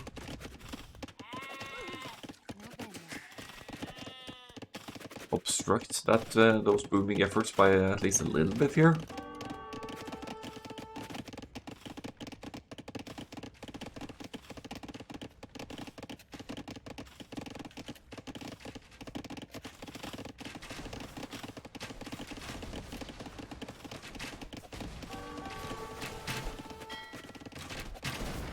And now Bowforce is back in the numbers lead here, at least in the current situation. Yeah.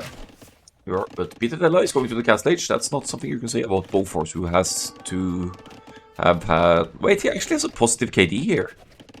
As does Peter Della, so that's interesting. But he is slower to the castle age by large margins here. Did lose all of the fish, which obviously sets back the food income needed for the next stage. No farms, as far as I can see.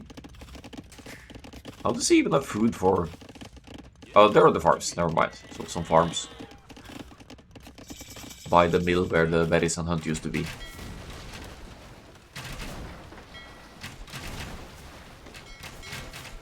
It's the Italians' turn to lose some of the fishing situation here. 4 docks total for Peter Della. Maybe it's not giving up on the naval fighting after all. Yes. But can't really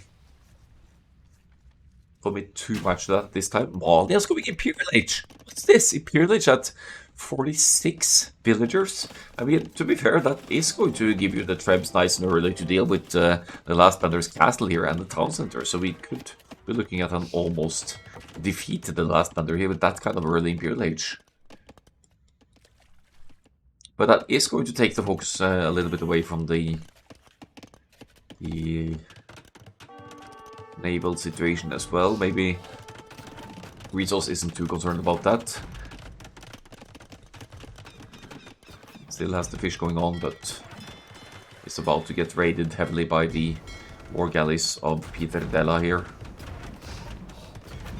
Speaking of Peter Della, also extending the boom on land. And Geppettos, they're just everywhere. Small numbers of Geppetto getting huge value here for Resource. 14 eco kills, by the way.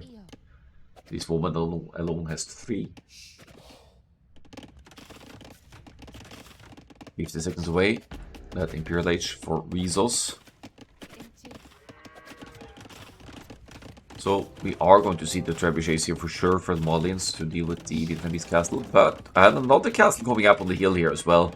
No mercy from Resource over here, but to be fair, Welcome to Rapture has been sitting unobstructed with the land boom with the Persians over here, so might backfire having focused that heavily on one player here. Where's the trap? There we go, there's the trap. Not looking pretty for the Vietnamese. It doesn't even have stone for a town center. It's mining stone somewhere. Could be these guys. And that is truly unfortunate for the last Bender.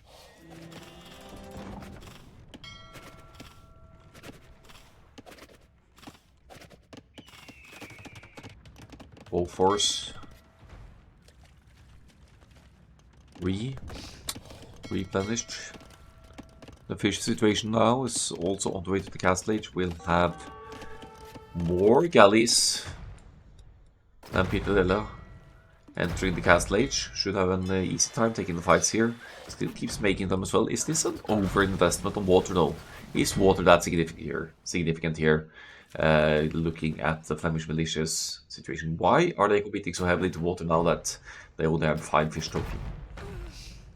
I guess they want to take that fish away from the Koreans as well. Nothing the last bender can do to stop this this castle from going down. This economy, it's just literally no economy in the bank. Did manage to get stone somehow.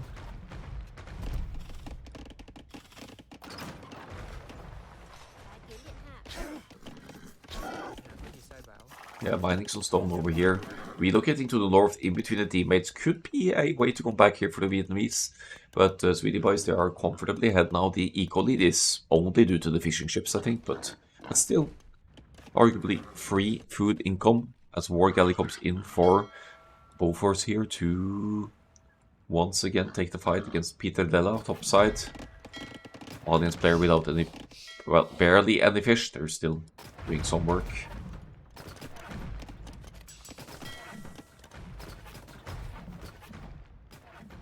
Yeah, there's no way Peter Della is winning this naval war going on here. It keeps queuing galleys for whatever reason. I don't think it's worth the investment anymore. Just gonna need so many to keep up here. If you want to get back on water at this point, I would rather use the Italians' 15% cheaper Imperial H research here and try to get to the fast fire ships.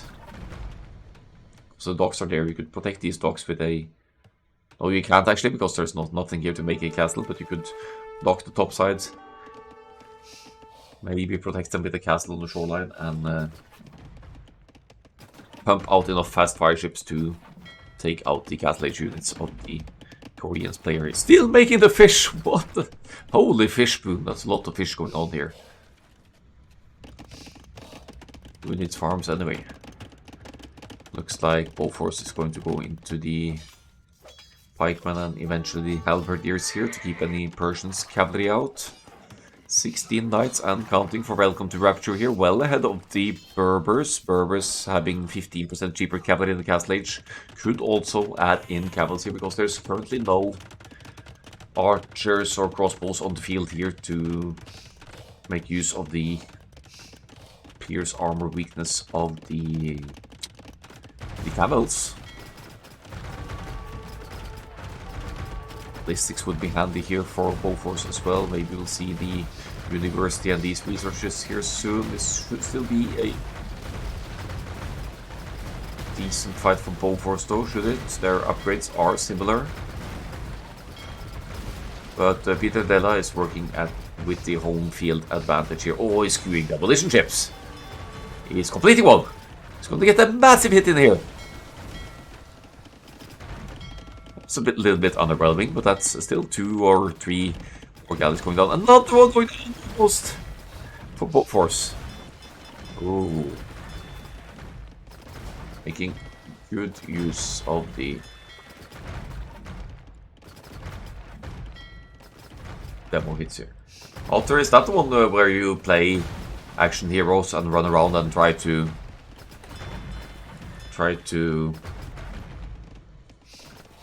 escape, basically? Yeah, okay, yeah, I've tried that a couple of times. That's a chaotic game. It's fun though.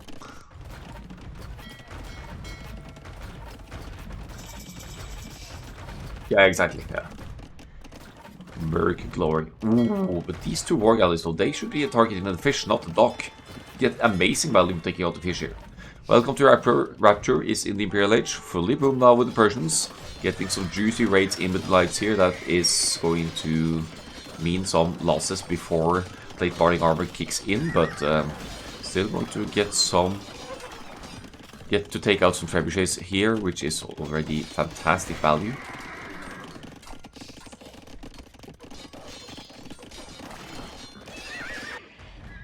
Nice, war galleys now starting to raid fish. That's going to take out a lot of the food income of Bofors.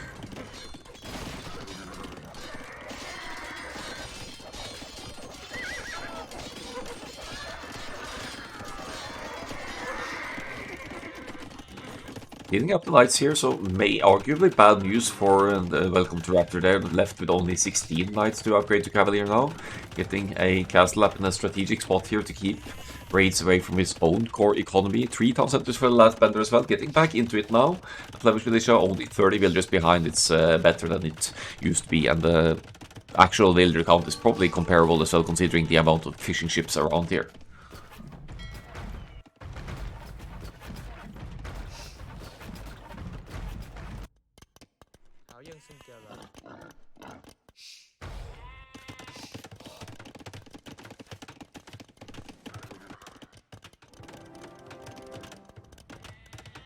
Vietnamese castle going up as well. 70 villagers for the last bender now. Maybe in a process now to be able to produce some military to contribute to the game as well. Both are still in the castle age, lacking the food and going to lack even more so, having lost so many of the fish. Look at the kill count of these galleys, they're finally going down, so conserving some of the fish here, but that's a big hit to the economy. I guess the farming economy has compensated for that though. That hole there is a little bit triggering. Bofors fish booms better than the farms, that's for sure.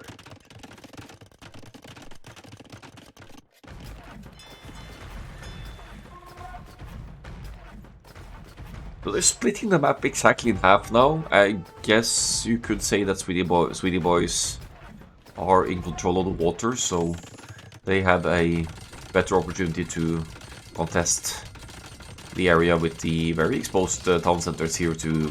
you could take those out with cannon galleons, right? So holding water now is definitely a huge advantage for Sweety Boys from a strategic perspective. Audience heavy camels are in, no Farimba just yet.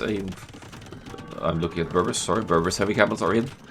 Malians are with the heavy camels. Do we have Farimba?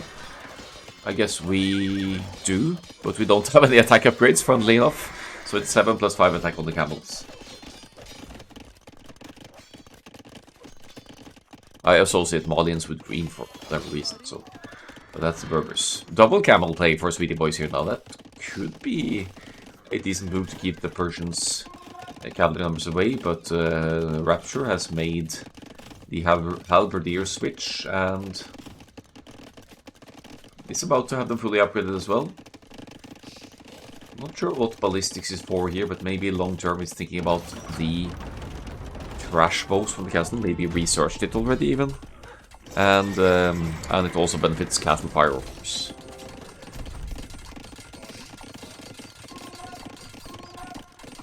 Koreans still in the castle age, but on the way up now. Thumbring crossbow coming in. Bofors going to switch into arbalests in the Imperial Age, now queuing the archers. Also has a chunk of pikemen that could easily be upgraded to halberdier here to keep any Persian's cavalry away. It's just that there isn't any Persian's cavalry on the field. Speaking of cavalry as well, the double camel or the massive cavalry play of Sweety Boys could also be stopped by the Genoese crossbowmen of the Italians of Peter Della. However, the economy not quite there to support huge masses of cavalry yet. Call of the Heroes being added, I think that's a reaction to the pikemen soon to be halberdier addition of Bofors as well.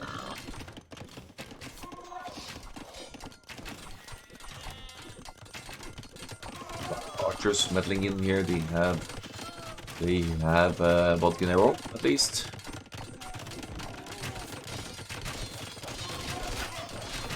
Infantry number is quite similar here. Sweety Boys is slightly ahead, but I think we could factor naval armies into that, so I think all in all we're looking at pretty similar army numbers here. Sweety Boys actually claiming more of the map now. They still have the water, and they are putting up castles in spots to nicely secure the home base for it. That's what I'm talking about, these walls as well on this this little crossing here. You can't easily pass through there with armies for raids, you have to go the long way around. Condos for raiding, okay. Fair enough. Right, so the docking villager's still here. Was still here. So we're able to get sneak building up. Okay, good raids. Smart move. You need to notice this to deal with it for Sweety Boys, and that's going to be a lot of villagers going down.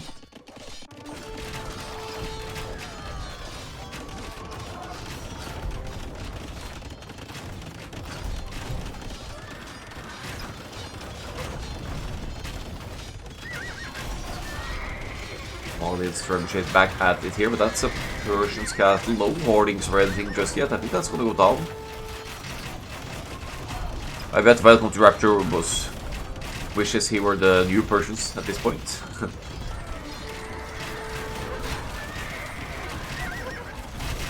Yeah, look at all this purple dots over here. They're getting proper value. Eco KD near the 80s in counter for Peter Bella. And I guess Infantile has noticed because it's replenishing the builder numbers. Marvelous on land from the Koreans, increasing rapidly in mass here. Bomb Force still got some of that fish working as well. So that explains how he's able to afford the Marvelous Bracer upgrades in terms of food and gold and whatnot. Double castles in the back here for Welcome to Rapture, so sandwiching in this choke point here, making it awkward to especially engage with ranged units here.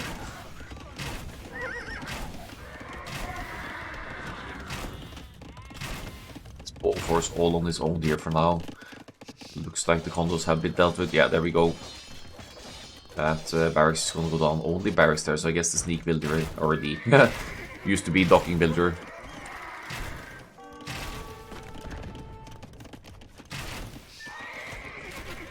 Red still not up. Did you see how Red started this game, Otter? It's not that easy being the punching bag, and people expect big things from you. But it's true.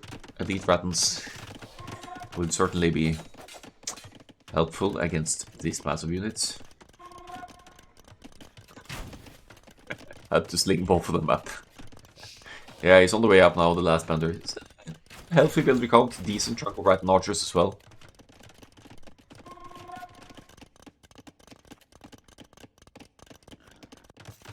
Slinging, obviously, perfectly allowed in the Imperial Age. And other than that, you're still allowed to sling a player that is 1 H below what you are in yourself. Is that 2 castles being denied of the Italians here by Resources Light Cab? Amazing. Still, haven't got the second upgrade. Cannon galleons being added, that's what I'm talking about. We're gonna see some of the Persians buildings going down here. For sure, then. Where are you going? I mean, you could definitely take out those 2 town centers here, at least. Maybe some of the structures over here as well.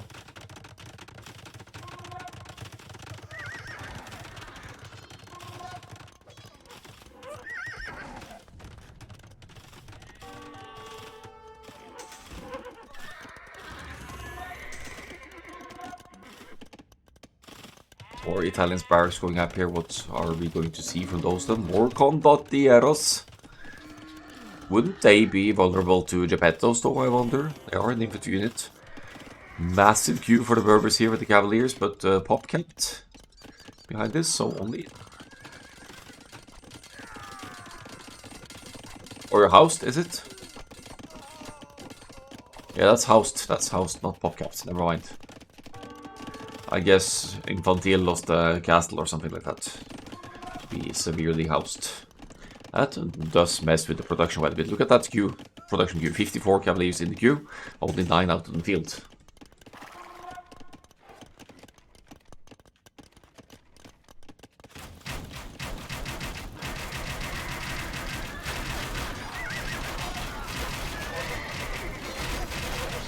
Volunteer really working out for Peter Dello there.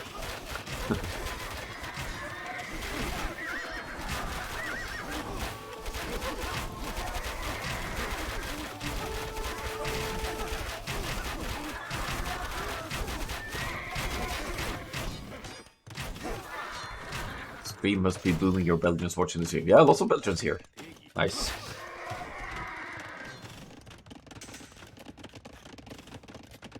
El De Niro. Hello. That sounded serious.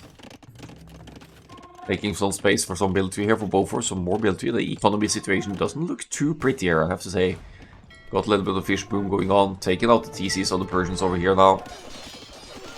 While Infantil is finally making use of those Berbers Cavaliers to raid.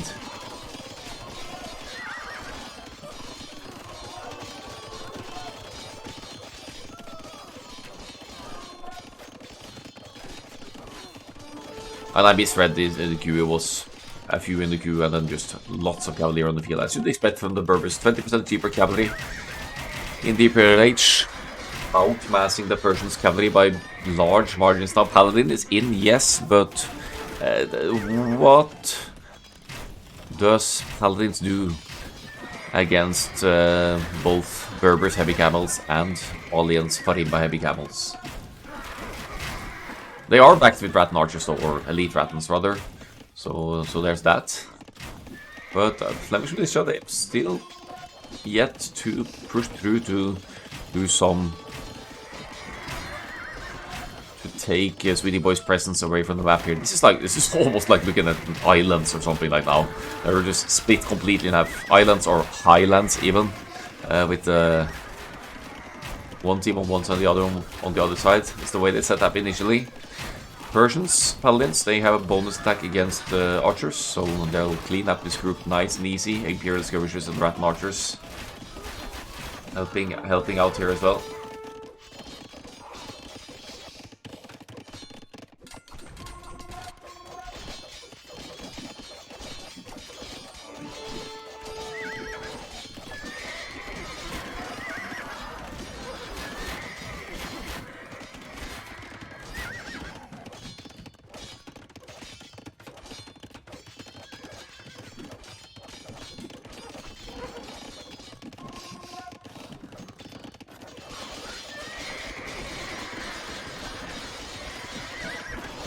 There's just too much Berbers cavalry on the field here, and Halberdiers now back for the Persians. Here, bomber cannons somewhere, not really contributing. What are we seeing here? Two-handed swordsmen for the Malians, so we're going to see the Malians champions, the champ squads. I quite like that against the Imperial Skirmishers and Rattans, although they're still going to need to get even close to the range units for that to make a difference. Three armies working together now for Sweety Boys. They have the army numbers lead, topside a little bit of raids from the Berbers over here as well, so dividing the attention between armies, but this is where the huge fight is going on.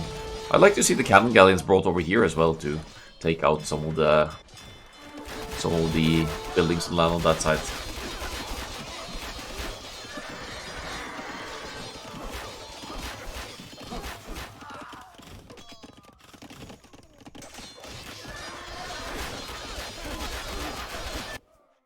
I wonder if we're going to see some trade on land here for either of the teams, because they have a pretty decent land trade route going.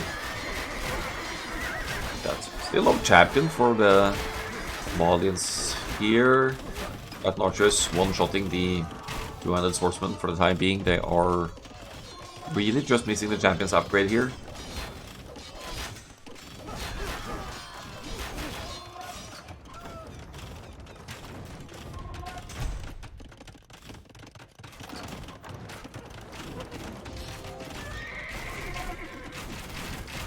Still looks like Sweety Boys are in the better position over here. Yeah, cannon galleons over here to take out that castle. Lots of Italian stocks here now though, so Peter Della wants to win back water by the looks of it. Don't think that is... I guess it's to deal with the cannon galleons, but there's only so much you can hit with cannon galleons, so it feels like a wrong focus to have right now. Almost 100 units out of the field. No. What happened here? Yeah, almost 100 military on the field for both force here now.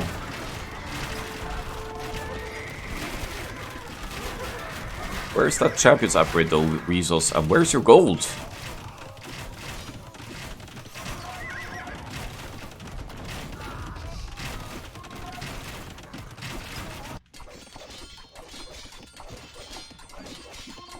While holds up again on this side. Not going to be easy for the Flemish Militia to enter here through several layers of fortified walls. But it's the same on this side, with the choke point situation here between castles and lots of armies over here.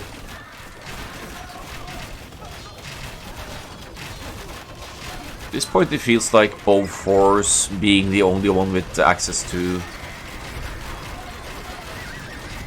Siege Onager might need to think about getting that out to be able to deal with the Rattans somehow. But if the castles go down, it's a different story, of course. Then it makes for huge damage potential for Sweety Boys.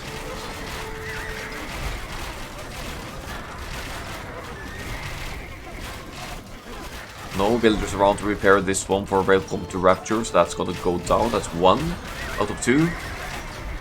60 arbalests and counting, fully upgraded of course, and some halberdiers in front as well to keep the Persians' cavalry away.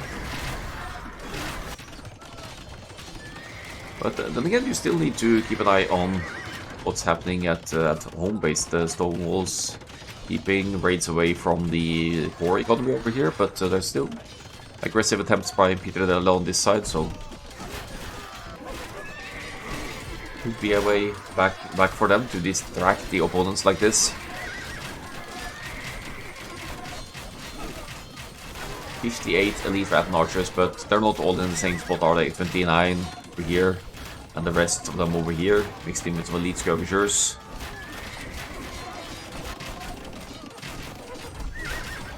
Second castle now about to go down for Welcome to Rapture. Hussars from the Berbers, they should be able to run into the economy now and raid what's left of the land economy. In fact, there's already some Malians raids going on here as well. Fully upgraded light cab now. Farimpa light cab.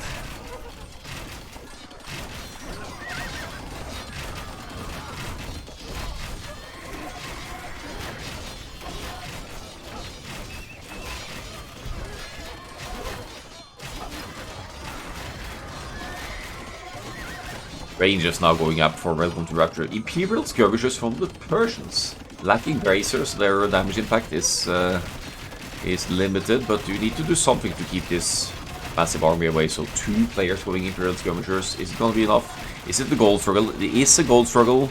Lastbender and Rapture are out of gold, but so are Weasels and Infantil. And Bofors. So this is evolving into a trash fight unless they can get some kind of raids going. Why there though? Where's this trade route gonna go? I mean, first of all, it's within Cannon Galleon range, so that's not ideal. That placement is extremely awkward for the pathfinding as well, unless they want to trade in this direction, which could be the case, but that's hardly going to yield enough gold to make a difference here. There is actually trade going on for Sweety Boys somehow. Are they trading on land? Trade yield looks like it's gonna be...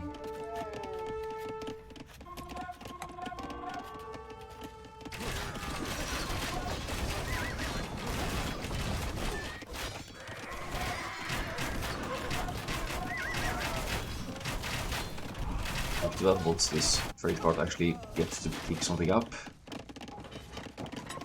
Yeah, 55 gold. Okay.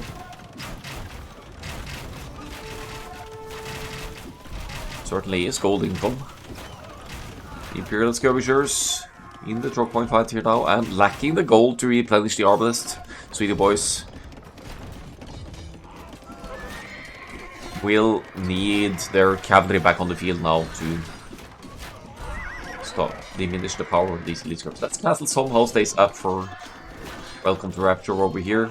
And another defensive castle going up in the back here. More successful push in the middle. Arbalest against the Genoese crossbowmen though. That should be the Arbalest fight to win, but now Bofors has to pull everything over here, right? So the push on the left hand side isn't nearly as strong as it could have been anymore. It's a very close set indeed. Very competitive.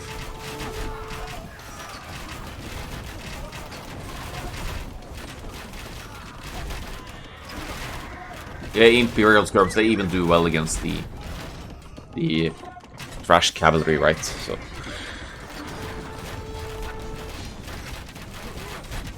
very resource efficient unit, this. Let's go back to the trade stats while we keep an eye on this fight over here. Both teams trading. Sweety Boys more so. They are committed to trades. Elite Cannon Galleon now for Teal. I hope they'll take the opportunities to scout the top side to check for the trade, because if you take out the markets, then you'll at least temporarily stop the trade happening.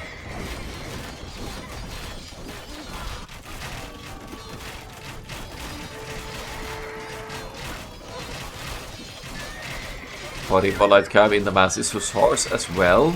But there are still the halberdiers out and about here, but versions for the upgraded ones. So that could keep that threat a little bit away. Oh, Force trying for the sneaky goal to the side here, but there is one paladin there from Welcome to Rapture to keep them away from that. So unless the ball... Oh, are we going to see a Cannon Galleon take out a paladin now? That would be pretty epic.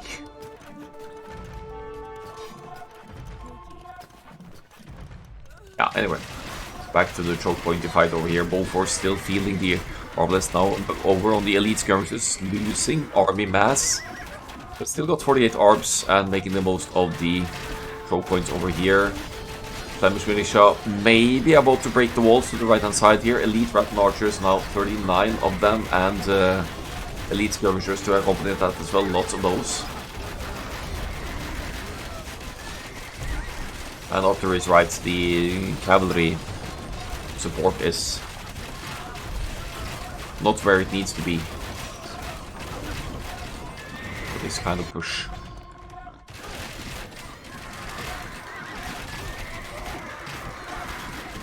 Resources overall, I have to say, is looking nicer for the Flemish Militia here. Gold struggles for Welcome to Rapture here, but if they communicate within the team, it's still slaying each other and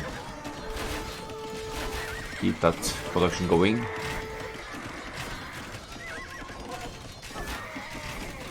Look at the eco kills for Peter Dellos of 150 and counting.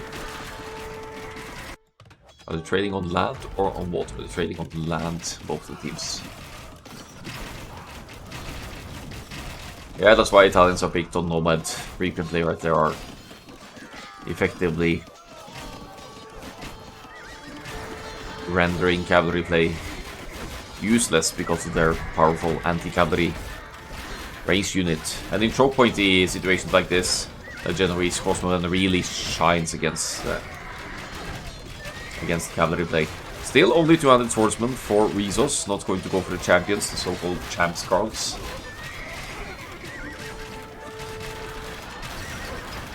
This is, in fact, the Sweety Boys' home map, so it's a great performance by the Flemish Militia to keep up. And they've been drafting well as well, of course, to have access to Italians, and for that matter the Vietnamese for the late game Thrash Force here, and their Rattan Archers to kind of... I mean, it's an anti-archer archer, right? So the Elite Rattan Archers and Imperial Skirmishers makes it incredibly awkward to make good use of their ranged play like Sweety Boys are doing. Look at the military difference now, though. 200 something to only 50-ish for Sweety Boys. It's only a matter of time now until the Flemish Militia reach the trade line of Sweety Boys. There's very little cavalry on the field. There's some light cab from Rapture somewhere on the field. Yeah, getting some raids in on the left-hand side there.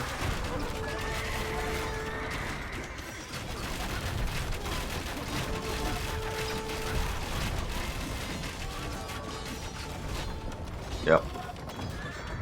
Essentially the best option Sweety Boys have left is going for mass champ scrolls, mass champions with the Malians here, but I guess the champions upgrade still isn't in. So that's an issue. And you need lots of barracks and lots of production to make use of it as well. Yeah, Korean Siege on here, of course, but that's not something they can either prioritize or afford at this point.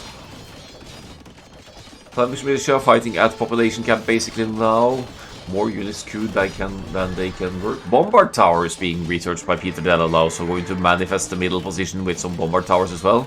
And it's perfectly affordable for them, because if you look at the gold and stone situation of Peter Della, he could make probably 10, 20... Yeah, or at least 10 bomber towers with the resources in the bank currently, with some market assistance.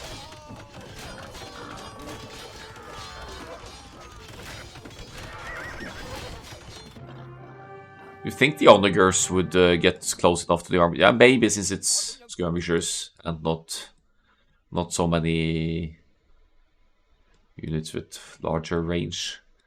And the lack of cavalry as well. I guess, yeah, maybe onager would work, and then any of these civilizations could go for it. But it still takes time to research and to commit to it.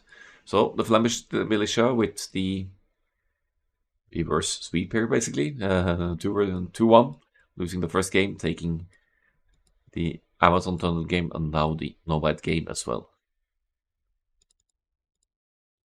Lots of eco kills and raids this game, so eventful game. To sneak Connoteros down there did so much work for Peter Della. That was pretty cool.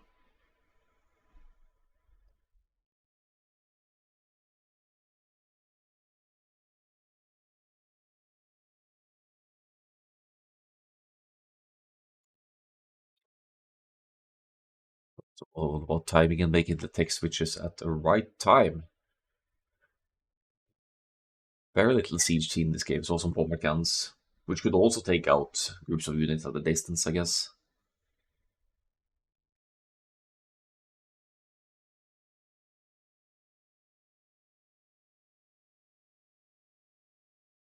That's a pretty decent Persian's boom right there. Surprising not to see more cavalry, but it's the situation, of course. Yeah, thanks for watching, guys. I appreciate that.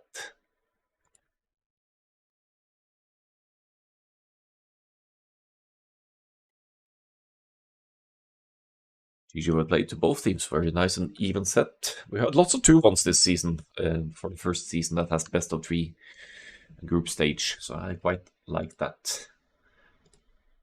Means that most of the divisions are decently balanced. So no Burmese this time around.